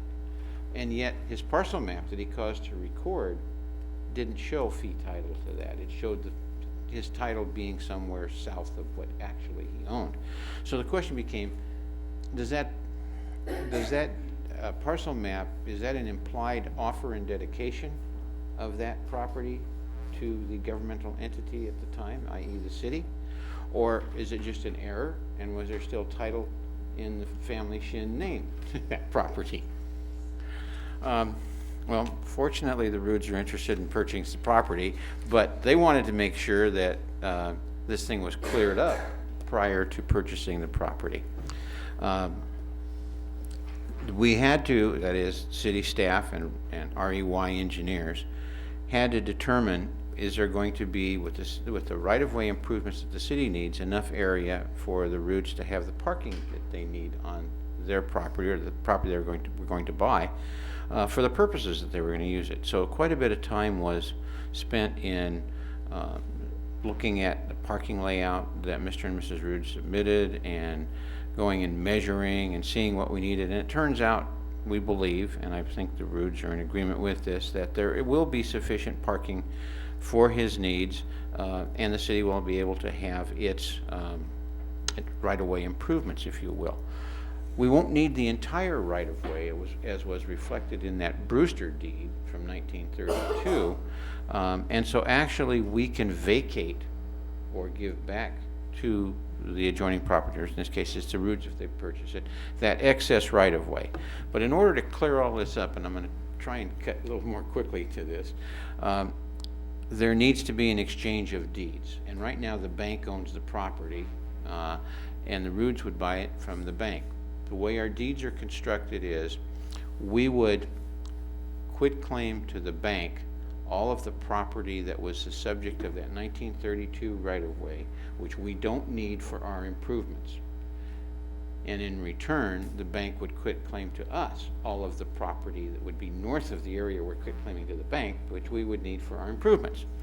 So that, and we would do that both with respect to the area in front of 1540 Broadway and with respect to the area in front of Parcel 1, or just north of Parcel 1. Now that brings Mr. Shin into the picture, because Mr. Shin has passed away. He left his estate to his son, Scott. One of the realtors involved got a hold of Scott, and apparently he indicated he was willing to quit claim whatever interest he might have in that property to the city. So you have, as another... No, he's in Los Gatos? Aptos, thank you. And so we are in the process of trying to obtain that quitclaim deed from him. I don't know if Dick has any more information on it or not. I've tried to reach him probably on half a dozen occasions without success. The realtors, who can be tenacious, we're also going to try and work with him. If he lives in Aptos, he's doing okay. You would think so. Yeah, so yeah. He doesn't need to be gotten. So, and this whole agreement is contingent upon Mr. Shin executing that quitclaim deed. So what you have before you are the quitclaim deeds between the city and the bank, and the one from Mr. Shin to the city. You have a resolution authorizing the city manager to execute this agreement, which again, as I mentioned, is contingent upon Mr. Shin doing the quitclaim deed to the city. And lastly, because we're in such a state of flux, and we're not sure if Mr. Shin's going to sign the deed the way we presented it, or if he's going to want to tweak it in some other perhaps acceptable manner, there's a resolution authorizing the city manager to accept property. The city cannot accept a deed, and let me put it this way, a deed cannot be recorded, a deed of real property to the city, unless the city consents to the recording, and then if it wants the property, accepts it. That power or obligation can be delegated by the city council to some official, in this case the city manager. So that's the last resolution in this myriad of resolutions. I think I've covered everything. If you have a question, I'll try and answer it. I'm looking at these maps. Thank you. I'm looking at these maps, and I'm assuming building E is the tire exchange. On here, it says E, building, tire exchange. I'm assuming that's the tire exchange. Okay. Yes. Parcel 1 is the one next to it. And then there's this other one This is where the fire was? yeah, and then there's parcels 1 through 4 on this other map, and Broadway. So, and then there's this one, Just 1 second. I'm sorry, go right I'm ahead. listening to Patty. No, the parcel where the fire is one more to the Yeah, east. It's not part of this discussion. It's parcel 2. Yeah, that's not included It's not in part of in the this. property we're dealing with tonight. Right. Come back towards. But the one Back thing this that way. the Shin quitclaim deed will do will clear up that issue, not only with respect to Right. parcel 1, but 2, 3, and 4 as well. Right, Right. right, okay. And the part that, okay, there's a, oh golly. Attachment 2B, on the back, there's a shaded area. Above, north. It's Exhibit B3. B3, Oh, okay. Yeah, B3. look to the back, I'm sorry. Exhibit B3. Across the top of Okay, parcel law. what is the shaded area there? This is the top. Is that the part that we are quit claiming that would go to, is The that the part roots. that comes to us? No, That's the part that goes to them? I believe that. Okay, That's the okay. part, yeah, that's in front of parcel 1. Right, And that's the part that would go to the roots. the roots, okay, that's all, that was my concern. Okay. Right, okay. Yeah, we're okay. vacating excessive right. That makes excess sense right too, away. because then that would square that off. Okay, that's fine, I And got it. Okay. Just in case anybody is concerned about this, because it's my opinion that the underlying fee was the city's right was a right-of-way. We're not Right. giving up fee title. Right. Therefore, the law allows us to vacate or relinquish that excess right-of-way to the adjoining property. Yep. I Yep, dimly yep, remember do it that all the from time. my right-of-way days. Okay. Yeah. Good question. Well, yeah, No, I it's just needed, because- because, well, that to me, then that sort of squares it all up in my Yep. head. That's a good question. John, thank you for your excellent explanation. I read all that, but that answered a lot of some questions I had. So the actions and the resolutions tonight will allow the Roots to move forward with this project, but it all depends on Mr. Shin. Mr. Mr. Shin. Shin. Okay, but you will have the That's the question. approval you need to work with the Roots to get that and to get this done. Right. Yes. Right. Okay. Yeah, that's what we're doing. Okay. If Mr. Shin doesn't sign, Yeah, that's, we'll have to visit some options, one of which is to bring a quiet title action. Yeah, that's what I was thinking. There may be some other opportunities we have. At that point, I think we would want to talk to the title company to see what concerns they are going to have. They have indicated they want that quitclaim deed in order to provide the proper title insurance. In my opinion, it does not affect our ability to go forward with the street improvements. I think we can. Oh, good. But there is always a risk that somebody might see it differently. But I do think based on the Brewster 1932 deed and the parcel map that Shin recorded is that we have very good grounds for claiming we have the right to do what we need to do in that area. Problem is it doesn't get Mr. and Mrs. Rude the resolution that they want with A respect. comfort level. Right. Okay, all right. Okay, I'm going to open public comment. Anybody like to speak? You know, you've been here all night. Yeah, Dick Rude, probably the person that kind of started, brought this mess to light.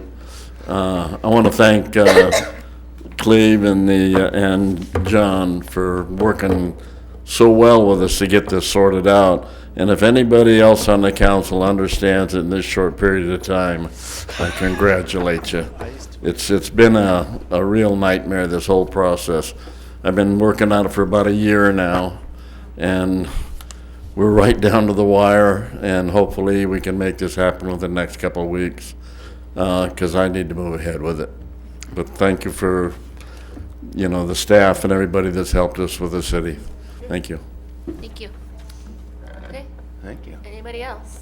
I'm going to close Anyone public else? comment. Yeah, I'd be happy to go ahead and make a motion to approve the item.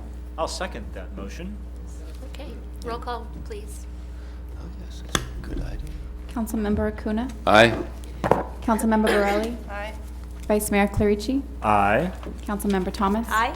Mayor Wilkins? Aye. Thank you. Mayor, I just have one final comment. Dick and Darlene, we are real excited about your project and just wish you great success. It's a great use for that space and really enlightened use for that. So thank you so much for all your dedicated efforts in working with our fabulous staff Yes. to get this resolved. It was a mess, and so. Nobody ever nobody ever accused me of not being stubborn, you know. Well, we But thank you. appreciate your efforts. certainly It's appreciate going to your- bless Upper Broadway in our Yeah, community. well, we think it'll be a great project for the city and for the people of the city and outlying. It sure will. So Thank we you. appreciate you. Thank you. I'm going home. Good for you. Thank you. Thank you for sitting through all of that. I'd also like to mention to thank the police department for their cooperation in evicting some of the unwelcome people that kept occupying the place. So thank you. Well, you know what, that your project's gonna help out there too. Oh, yeah. You We know, certainly by hope having, so. yeah, Yeah. yeah, Thank you very much. It'll certainly be a start to clean it up. right, thank you. Okay, item 12.3, continued from May 10th, 2016, City Council regular meeting. Adopt a resolution approving the update to the City of Placerville development. Thank you, Madam Mayor, members of the council. The draft development guide update was first considered by the council at your meeting on April the 12th of this year, and then it was considered again on April the 26th, and then it was considered again at your May 10th meeting, continued to tonight. If you recall, on June 14th of this year, we did deliver copies of the final draft to you. And since that time, staff has not received any comments from either the public or from council or from anyone. So we're hoping that this document then best represents the wishes of the community. So it's before you. I do want to borrow a statement that Mr. Warren made earlier when he gave his presentation. This is a living document, and so it's not etched in stone. It can certainly be changed, and undoubtedly will be changed sometime in the future as conditions changed. But this represents a comprehensive update to our previous document. So with that, staff is recommending that you adopt a resolution approving this draft document. Thank you. Any questions? Wendy? Thank you, Pierre, for all your work. It's great. You're going to kill me, but I just have one small correction, but I have, no. And I'm sorry I didn't get this to you sooner. Just a little wording, and I have it all typed out for you and Regina. And I would, like to move this forward with this perhaps change, later after the proper process. But here's, it's in chapter 3 on land use, and we talk about our fabulous Main Street rehabilitation project. And I know this is a living document, but it also lives on into the future. And we talk, currently the wording on this on page 2 is, another improvement catalyst in the city's 2015 and 16 Main Street rehabilitation project. Once completed, this project will incorporate streetscape features such as enhanced intersections, complete with new bulb outs, decorative crosswalks, lighted bollards, and tree plantings. And it also talks about later that that one of the things we don't want are the uneven, ununified elements. And we talk about our trash receptacles of various types and quantity are scattered amid random paving enhancements. Well, we're beyond that. So my thought is we take that paragraph of the improvement catalyst and we move it to the end of this section, because as it currently is, it is bisecting two similar thoughts, and it's a completely different thought in the middle of it. It just doesn't read correctly. And I propose that it reads, like I said, I have all this in writing, currently that the final paragraph in that section is, future projects in downtown Placerville must address these factors and incorporate solutions which promote cohesive community design. So we're talking about all the things that need to be improved on Main Street. And then after that, I suggest it reads, an example is the city's 2015-16 Main Street Rehabilitation Project, which serves as an improvement catalyst. This project incorporates streetscape features such as enhanced intersections, complete with bulb outs, decorative crosswalk materials, lighted bollards, unified trash and recycling receptacles, and tree plantings. Because I think that makes more sense, because it serves as what we want, and we're 99% there. So Yeah, staff would agree with that. In fact, you know, this section, because of the current Main Street project, has become a little dated. Exactly. So we can certainly modify that. So now's the time to And your do that. language sounds fine. We can certainly incorporate that. So if you do make a motion to move forward, I would just also include that, and staff is happy to make these changes for the final draft. Great, thank you. Wendy, that sounds very familiar. I think you and I had a discussion with staff about utilizing the Main Street project as the example of what we're looking for. So thank you for bringing that forward. Yeah, and Okay, I'll open public comment on this. public. Kirk Smith, I think the staff should be commended years of work to come up with this product, this magnum opus.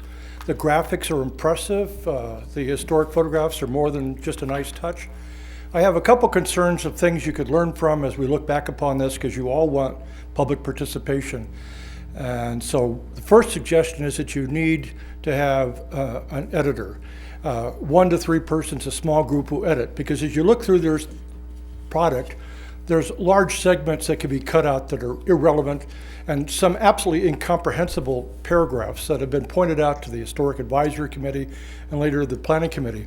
And then you look at the list of trees. And at the last Planning Commission, when this project came up, I pointed out that, among other things, it's got the ginkgo tree on it, which is not indigenous, and it stinks. It's been a major hazard all over the country. The female tree lays the berries.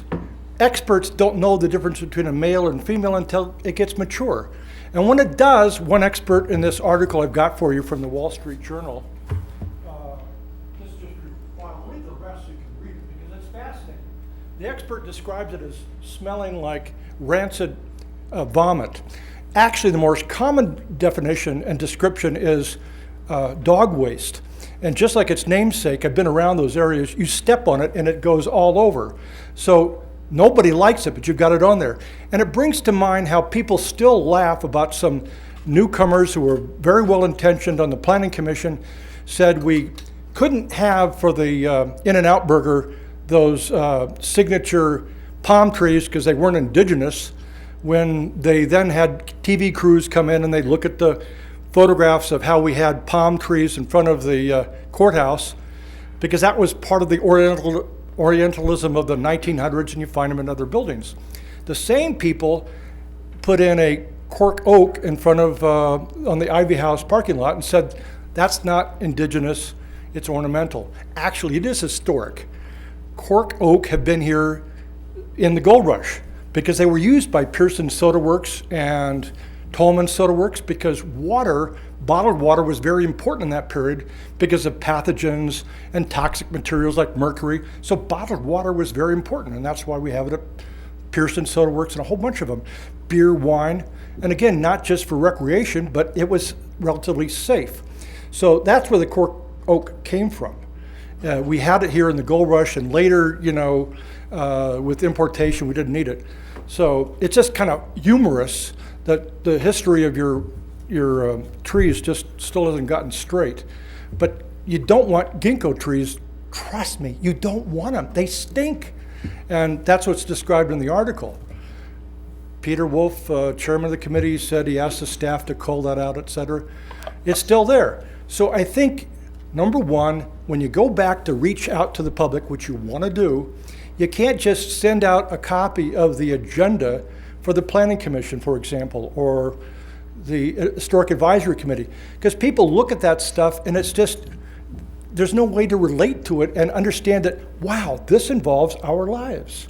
It involves, for merchants, what kind of signs you're going to be able to use, sidewalks and things of that kind.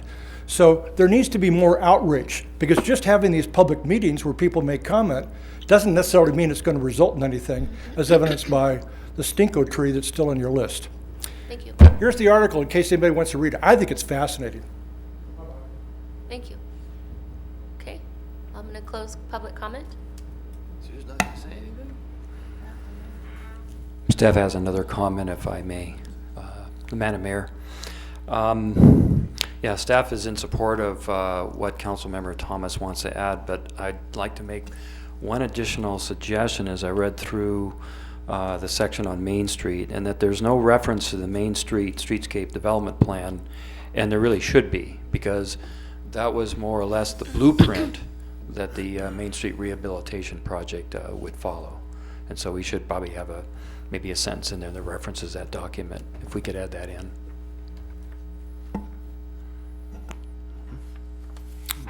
Madam Mayor, can I ask staff a question, please?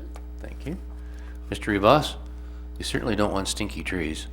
If the ginkgo is on there, and I've heard this the same concern before, can we get it removed from the list? Yes, we can do that. I think it would be most appropriate. Why get into, not knowing what type of a ginkgo you've got until it's too late? Yeah, well, if staff can comment on that, it's my understanding that that the ginkgo tree and I forget the technical term for it, but there's a female and a male tree, and I believe it's one or the other is the one that has kind of an odor to it, so it's probably the female tree. I was working on a community pride garden project, and this ginkgo came up, and we were advised against it because of this very issue. And this was from somebody with 30 years experience in the nursery business, and said, we don't want to go there with this tree. Okay, So, yes, yeah. that is also interesting. It was community pride that made the recommendation for the tree list, and that's where it came from. Well, no, this was just recent, but I appreciate Mr. Smith bringing it to our attention. So with that, I'd like to move that we revise the development guide update per tonight's suggestions and adopt the update by resolution. Second. All in favor? Aye. I'd just like to thank Pierre and Andrew Painter for your efforts, and all the staff members that were involved in this. This is a document that has been under review for quite a while, and Mr. Smith is right. This should give a clear path, if you will, so what we as a community are looking for. And I think you've done an excellent job in getting this produced, so thank you. Thank you very much, Councilmember Acuna. I do want to take this opportunity to recognize City Planner Andrew Painter. He did a Herculean job on pushing this through from way back with the Historic Advisory Committee, the Planning Commission. I mean, that was many, many, many hearings. Lots of public participation, lots of participation by everyone, so thank you. Okay, thank you. Item 12.4, adopt a resolution proclaiming the existence of a local state of emergency due to drought conditions and bark beetle infestations resulting in invasive tree mortality. Mr. Rivas. Thank you, Madam Mayor, members of the council. As everyone's aware, the state of California has experienced a severe drought for the last 4 years, which has made trees weakened and susceptible to an epidemic infestation of native bark beetles. It's currently estimated that there are over 29 million dead trees in California, with the number continuing to grow. And I do want to point out that there's been some recent aerials conducted by the U.S. Forest Service, and that 29 million has now been raised to 66 million dead trees in the state of California. The presence of dead trees can significantly exacerbate the wildfire risk and presents a safety risk from falling trees that can damage both public infrastructure and private property. On October 30th of last year, the governor of California proclaimed a state of emergency due to the unprecedented tree mortality from drought conditions and bark beetle infestations. And he has ordered all state agencies, utilities, including local governments, to undertake efforts to remove the dead and dying trees for the protection of the public and infrastructure. Subsequently, the El Dorado County Board of Supervisors proclaimed a local emergency due to tree mortality at its March 28th meeting of this year. El Dorado County has been elevated from what was a transitional county to a priority county by the state due to the increase in the severity of tree mortality. Much of the city, in particular its western portion, can be characterized as a wildland-urban interface, a WUI area. These are areas where the human-built structures and infrastructure abut or mixed with naturally occurring vegetation types. Wildfires are a particular concern in these areas because they comprise extensive flammable vegetation, numerous structures, and ample ignition sources. The increase of fuel source resulting from tree mortality exacerbates the risk of catastrophic fires. CAL FIRE and the Resource Assessment Program, known as FRAP, identifies most of the city being located within a very high fire hazard severity zone in a local responsible area. That map is dated 17th of 2008. Government code provides for that a local emergency may be proclaimed by a governing body of a county or city. The government code defines a local emergency as a duly proclaimed existence of conditions of disaster or extreme peril to the safety of persons and property within the territorial limits of a city caused by conditions that include drought, plant infestation, or disease, which are likely to be beyond the control of services, personnel, equipment, and facilities of the local agency, which require the combined forces of other potential subdivisions to combat. Following the governor's proclamation of a state of emergency, and once the city declares a local state of emergency, the cost associated with the identification, removal, storage, and disposal of dead and dying trees constituting a threat of falling on public rights-of-way and public infrastructure may be eligible for California Disaster Assistance reimbursement. Some of those costs that would be eligible would include, one, the evaluation and identification of dead or dying trees threatening public rights-of-way or infrastructure by a certified arborist or forester. Two, removing the trees that may include trees on private property that also could threaten public roads or public infrastructure. Three, contracted tree removal, transportation, holding sites, fees and disposal of those trees. Four, reasonable force account labor, overtime, and equipment costs. So prior to making application for reimbursement, the city would need to, one, identify the number of trees, the estimated cost of removing the trees, a plan for removing of the dead and dying trees. And staff is proposing to forward a tree mortality hazard plan, removal plan for consideration by the council in the near future. And these documents would be provided to Cal OES. So with that, staff is recommending that you adopt the attached resolution, which would be proclaiming a state of local emergency due to tree mortality existing within the city of Placerville. We are working closely with state OES on meeting their requirements. And I just want to point out something to you that I received today, and that is if I can find my copy, is a California Forest Stewardship Helpline, and we have it posted on our web. Everybody received a copy of that. And so this is being staffed by, and I want to find the information I have regarding the person that is assisting in that.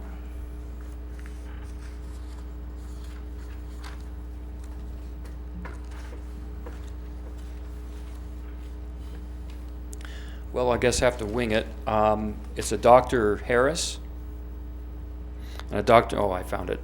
Dr. Richard Harris, he's a PhD. He's currently a professor of forestry. I believe he was with UC Berkeley. He's now on the staff assisting in the tree mortality effort with the state. And he would be there to answer any questions that private property owners may have with assistance or advice on how to deal with dead and dying trees that may be located within their property. I highly recommend anybody interested in the tree mortality issue, you can just get on your computer and Google California tree mortality, and there is a wealth of information available to you.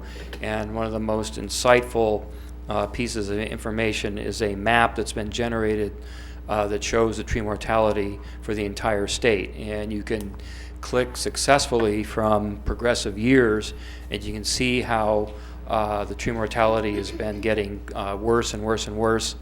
And as I mentioned earlier, El Dorado County has been elevated from transitional to a higher level, and basically due to it's moving north. And if any of you have been down south, it is unbelievable what's down there. I personally went camping at a location just east out of Sonora on Highway 108, and it was amazing.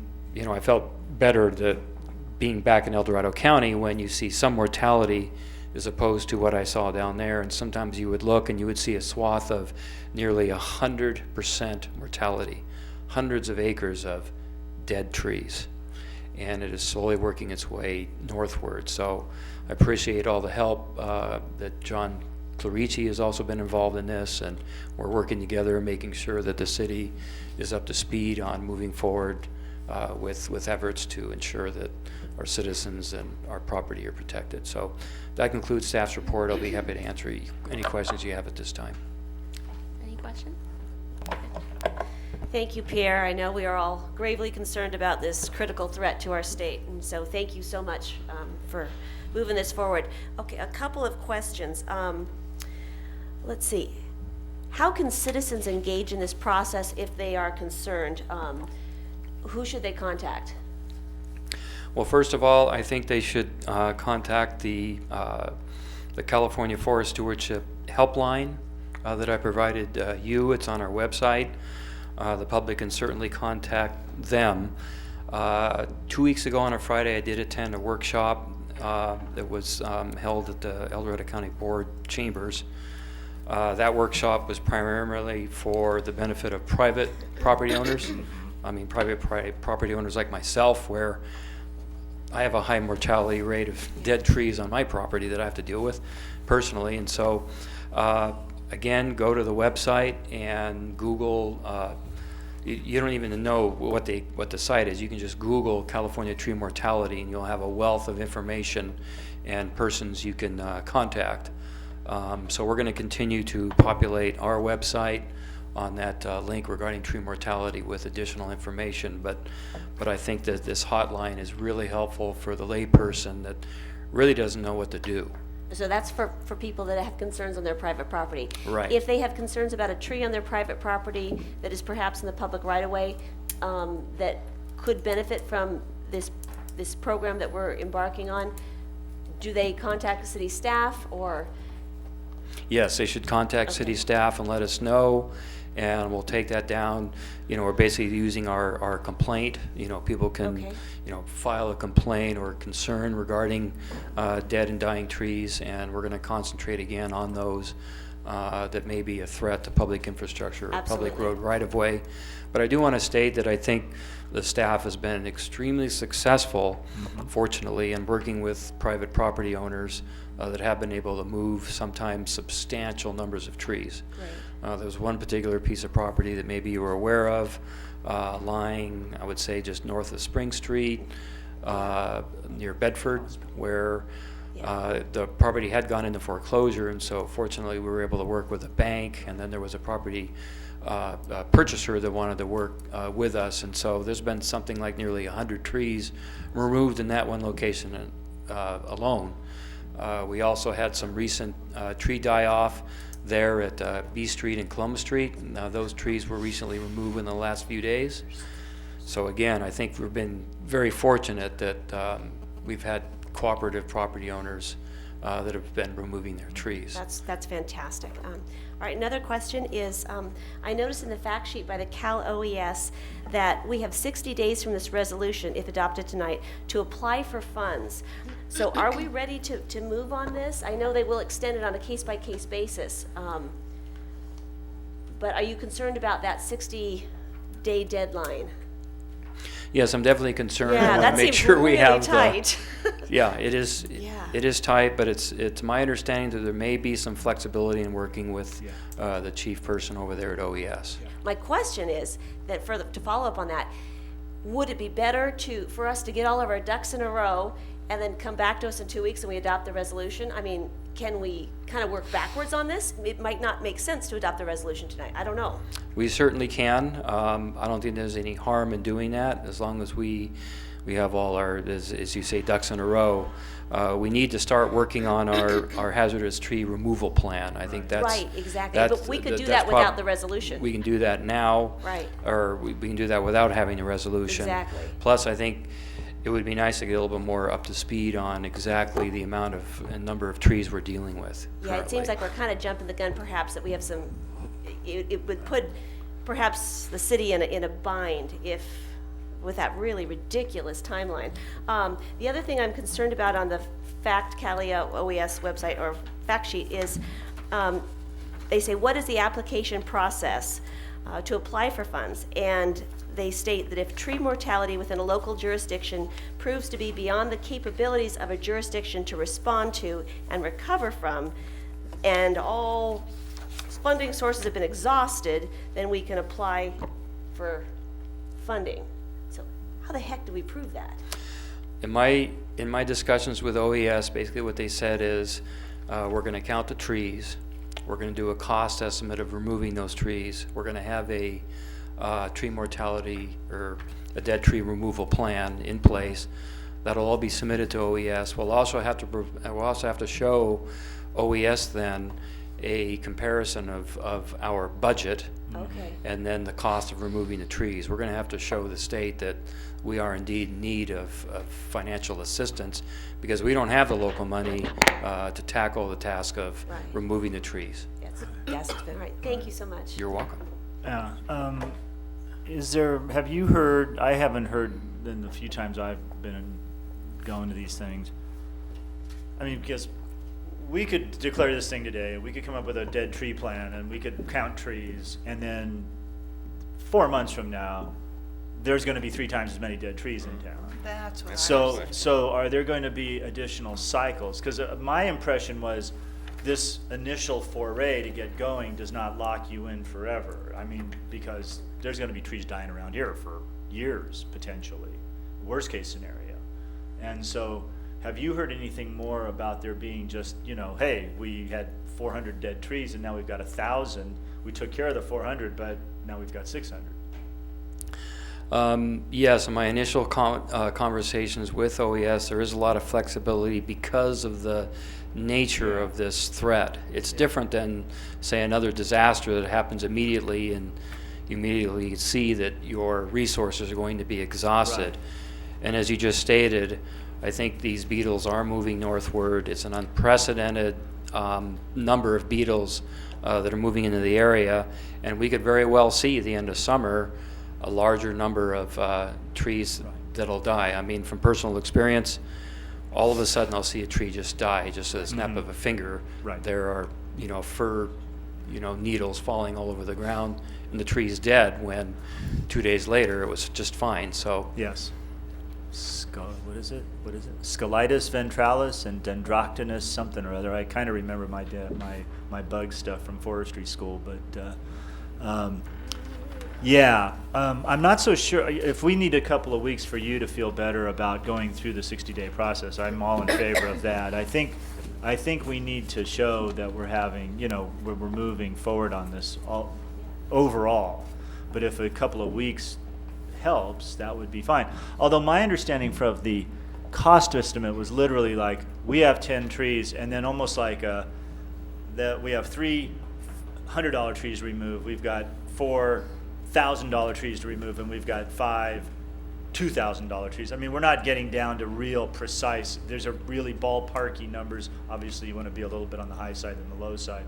But it was almost like a category of removal. At least those are my recollections from the one meeting I went to at the county where they were discussing that very issue, was that you would almost ballpark it. You'd say, yeah, that tree's easy. That's $100. You can get it out here. The next one's 1,000, and so I'm not sure that, I think the counting and assessment part is more challenging than the budget and estimate part, because I think you can fairly quickly put numbers to those things. I mean, you want to be close, but it's literally going to be the inventory that's probably going to, even though it seems easy, there's a dead tree, you go count it, but the inventorying might be a little bit more of a challenge. Yeah. I would say that staff doesn't see any peril in continuing this item. Yeah. So maybe we can get a better handle on exactly the number of trees that are threatening public right-of-way or public facilities. Pierre? The identification of the trees and the preparation of the plan is an eligible cost for reimbursement. Does the resolution have to be adopted in order to recover that cost? That's a good question, because I was under the original impression that a resolution had to be, approved. But then in talking with OES, they said we didn't really need to adopt a local resolution. Really? The fact sheet says we do, right? Yeah. The fact I sheet think- does I say think we should we adopt do, a we do. formal resolution. And that's a very good question. It wouldn't hurt anything, would it? I mean, Well, Well- it does put them under a 60-day 60-day. guideline. 60 days. Oh, Starts the that's clock. right. Starts the Good, clock. Puts them under a For the 60-day clock. Yeah. initial amount of Yeah. trees. However, in fact, I'm glad you asked that question, because that's what I was thinking of, is does that actually start the clock for reimbursable activity? Right, Oh. right. It probably 2 weeks does. isn't gonna kill it much. Oh. Kill it. Don't say kill. But 2 weeks won't make that big a difference, but we don't wanna delay it too long, Correct. because as the summer goes on, these things are gonna reveal themselves more and more and more. There's just gonna be more and more dead trees in town, because that's the nature of the pandemic that we're facing right now. Well, Pierre, they seem to have some flexibility on that 60 days. I was Yes. just reading that too. It said that they may extend the time. Because of the 25% match requirement, it would be nice to, because some of this work in identification, et cetera, will be work that we can do ourselves. That's part of the match? And can Oh, go right. against that 25% match. That's what John was as long as saying, we it could is do it in eligible. kind. And he's a forester. Yeah. I would think if they see us moving Exactly. boldly ahead, But we thought Yeah. the same thing with the water issue, and that didn't help. They still find us. Pierre, can I ask you a couple questions? Thank you for trying to stay on top of this issue. I think as summer ends, we're going to realize just how massive a problem this is. Is there a need for the city to enlist a forester or an arborist to certify off that we can recognize a dead pine tree? In my read in writing, yes, it requires a forester or a certified arborist. And But I would think, at least I would hope, that there is some flexibility in that. Because a real good example is the large ponderosa pine right on B Street. It's on city property. Mhm. Did that get removed? Does that require a forester to say that that tree's dead? So that's a question I still have to work out. There's a lot of detail. So if we were to delay this evening and you were needing to get because I would imagine these foresters and arborists are very busy, it would be difficult to recover that cost if we don't have a resolution in place with the state of emergency?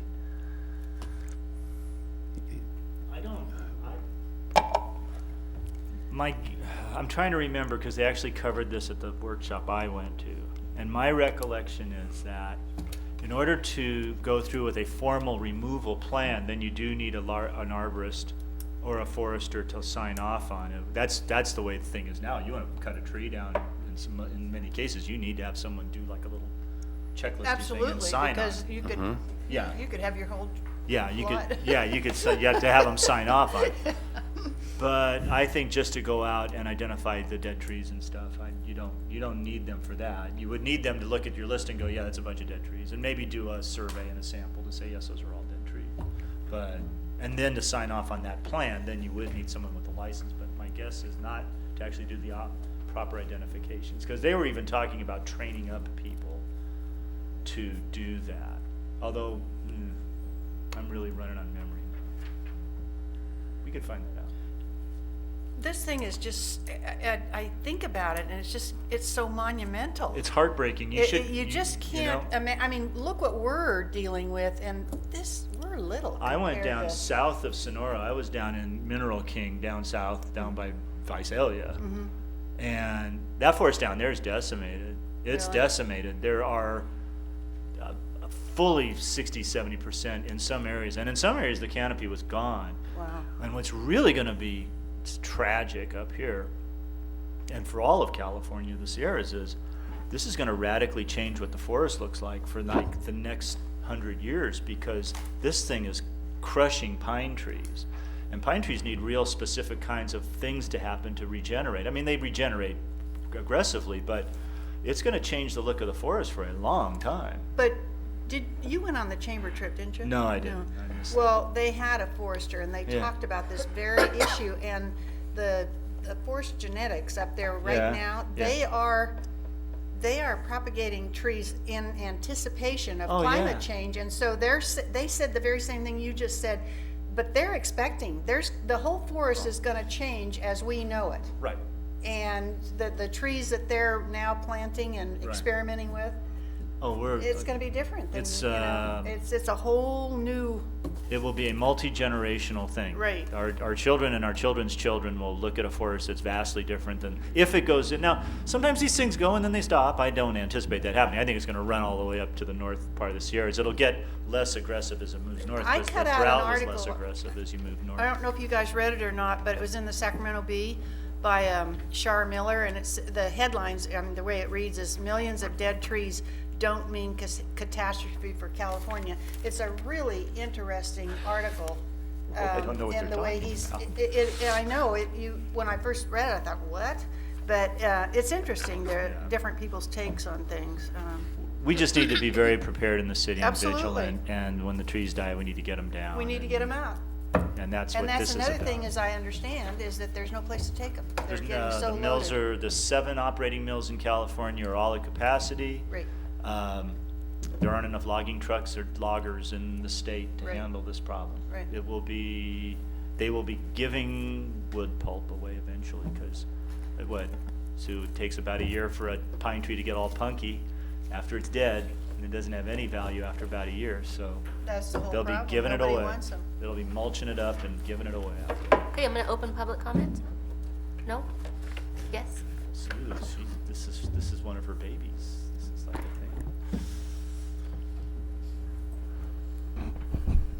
thing. You're right to say this is a serious problem. Sue Rodman, resident of Placerville, former employee of the National Forest Service system. So the U.S. Forest Service has looked at this over many, many places and many, many times. And in the early 90s, we had a drought here in California on this forest, and lost 10 to 15% of the standing volume. I watched them haul logs as hard as they could haul, from every direction they could haul, and Camino was running 24/7. Now we don't have Camino. And we have a lot of trees that are dying. On this forest, they're saying it's at least as bad as it was then and could be worse. And they tried to get as much out and do as much thinning as they could to prevent just this sort of thing happening. I had a really nice big 3 to 4 foot diameter ponderosa on the back part of my land that died this last year, and we took it down in January. And then I had a white alder that I was quite surprised died as well. It came down, a wild cherry tree came down, and I've got about 4, 5, 6, 7 more trees that have got to come out. But the pines and the forest, you know, our city, when you look at our city, we have a lot of conifers. And if it hits here as bad as it's hitting in the forest, we'll need to do something, and we'll need to be really on top of it. And it's not too hard to tell that they're dead after they're dead. Those needles turn yellow, and then they turn brown, and then they fall off, and then you have the skeleton left of the tree. But it can be pretty devastating. Island Park in Idaho had the same kind of a bark beetle plague go through there, and you could stand on a ridge and just look, and it was just a sea of red trees. And we're starting to see that same thing here. So in the city, we definitely need to get on top of it. I don't think 2 weeks is going to be a problem, but we don't want to wait till fall and then try to jump on it. And we do need to find somebody with the skill to go through and look at trees and say, okay, put this one on the list and this one on the list. And we also need to let people know that we have a fire safe council in this area that can help them with private property. Because not all of the trees that are dying are on the city property or federal or state or BLM. It's also people's yards, just like mine, and they need to be able to get some help to get them down if they don't already have connections to make that happen. So we need somewhere in our, maybe on our website, to put a link in there to the Fire Safe Council. Yeah, good idea. Thank you. Okay, I'll close public comment. Yeah, the only other thing that could very well happen throughout all this is that as this problem gets worse, I mean, right now we're in this very formal program and we go, well, then you'll have tab A fits in slot B and they'll follow these rules and then you'll get this. It could get to the point where they sort of start to shortcut a lot of this stuff because there won't be enough resources to actually handle the problem that exists, and that could very well end up happening as well. But this is the situation we have right now. I think I would like to, well, were you gonna make? No, go right ahead. I'll make a motion that we continue this for 2 weeks, and then we can work through it, and I'll chat with Pierre a bit more about this. But staff's very much, Pierre's doing a very good job on her way. And obviously, you have our full support for this, so. Yeah. Oh, do I have a? You just Is made a that- motion? was that a Was that a motion? motion? Yeah, I made a motion. Yeah. Okay, I'll second Continue it. it for 2 weeks. That's what I said. And before I vote on it, Pierre, do you feel comfortable with that? Yes, I think it's prudent. I don't think it runs, we're not running into any risk. I'm still going to continue my discussions with OES. Okay, great. Working with Sounds good. staff on counting trees and all that. Okay, sounds good. No, we have to vote. And Pierre, Pierre or John, you've been going to these meetings with the county. Is this going to put them in any kind of a difficult position? No. Okay. Thank you. Oh, by the way, we should also recognize Mike Rinaldi. Supervisor Rinaldi has been Yes, very much he's been spearheading this really at the working. county level and doing a very good job with it. So I want to recognize our brethren over at the county for actually really stepping up on this thing. Thank you for sharing that. Okay.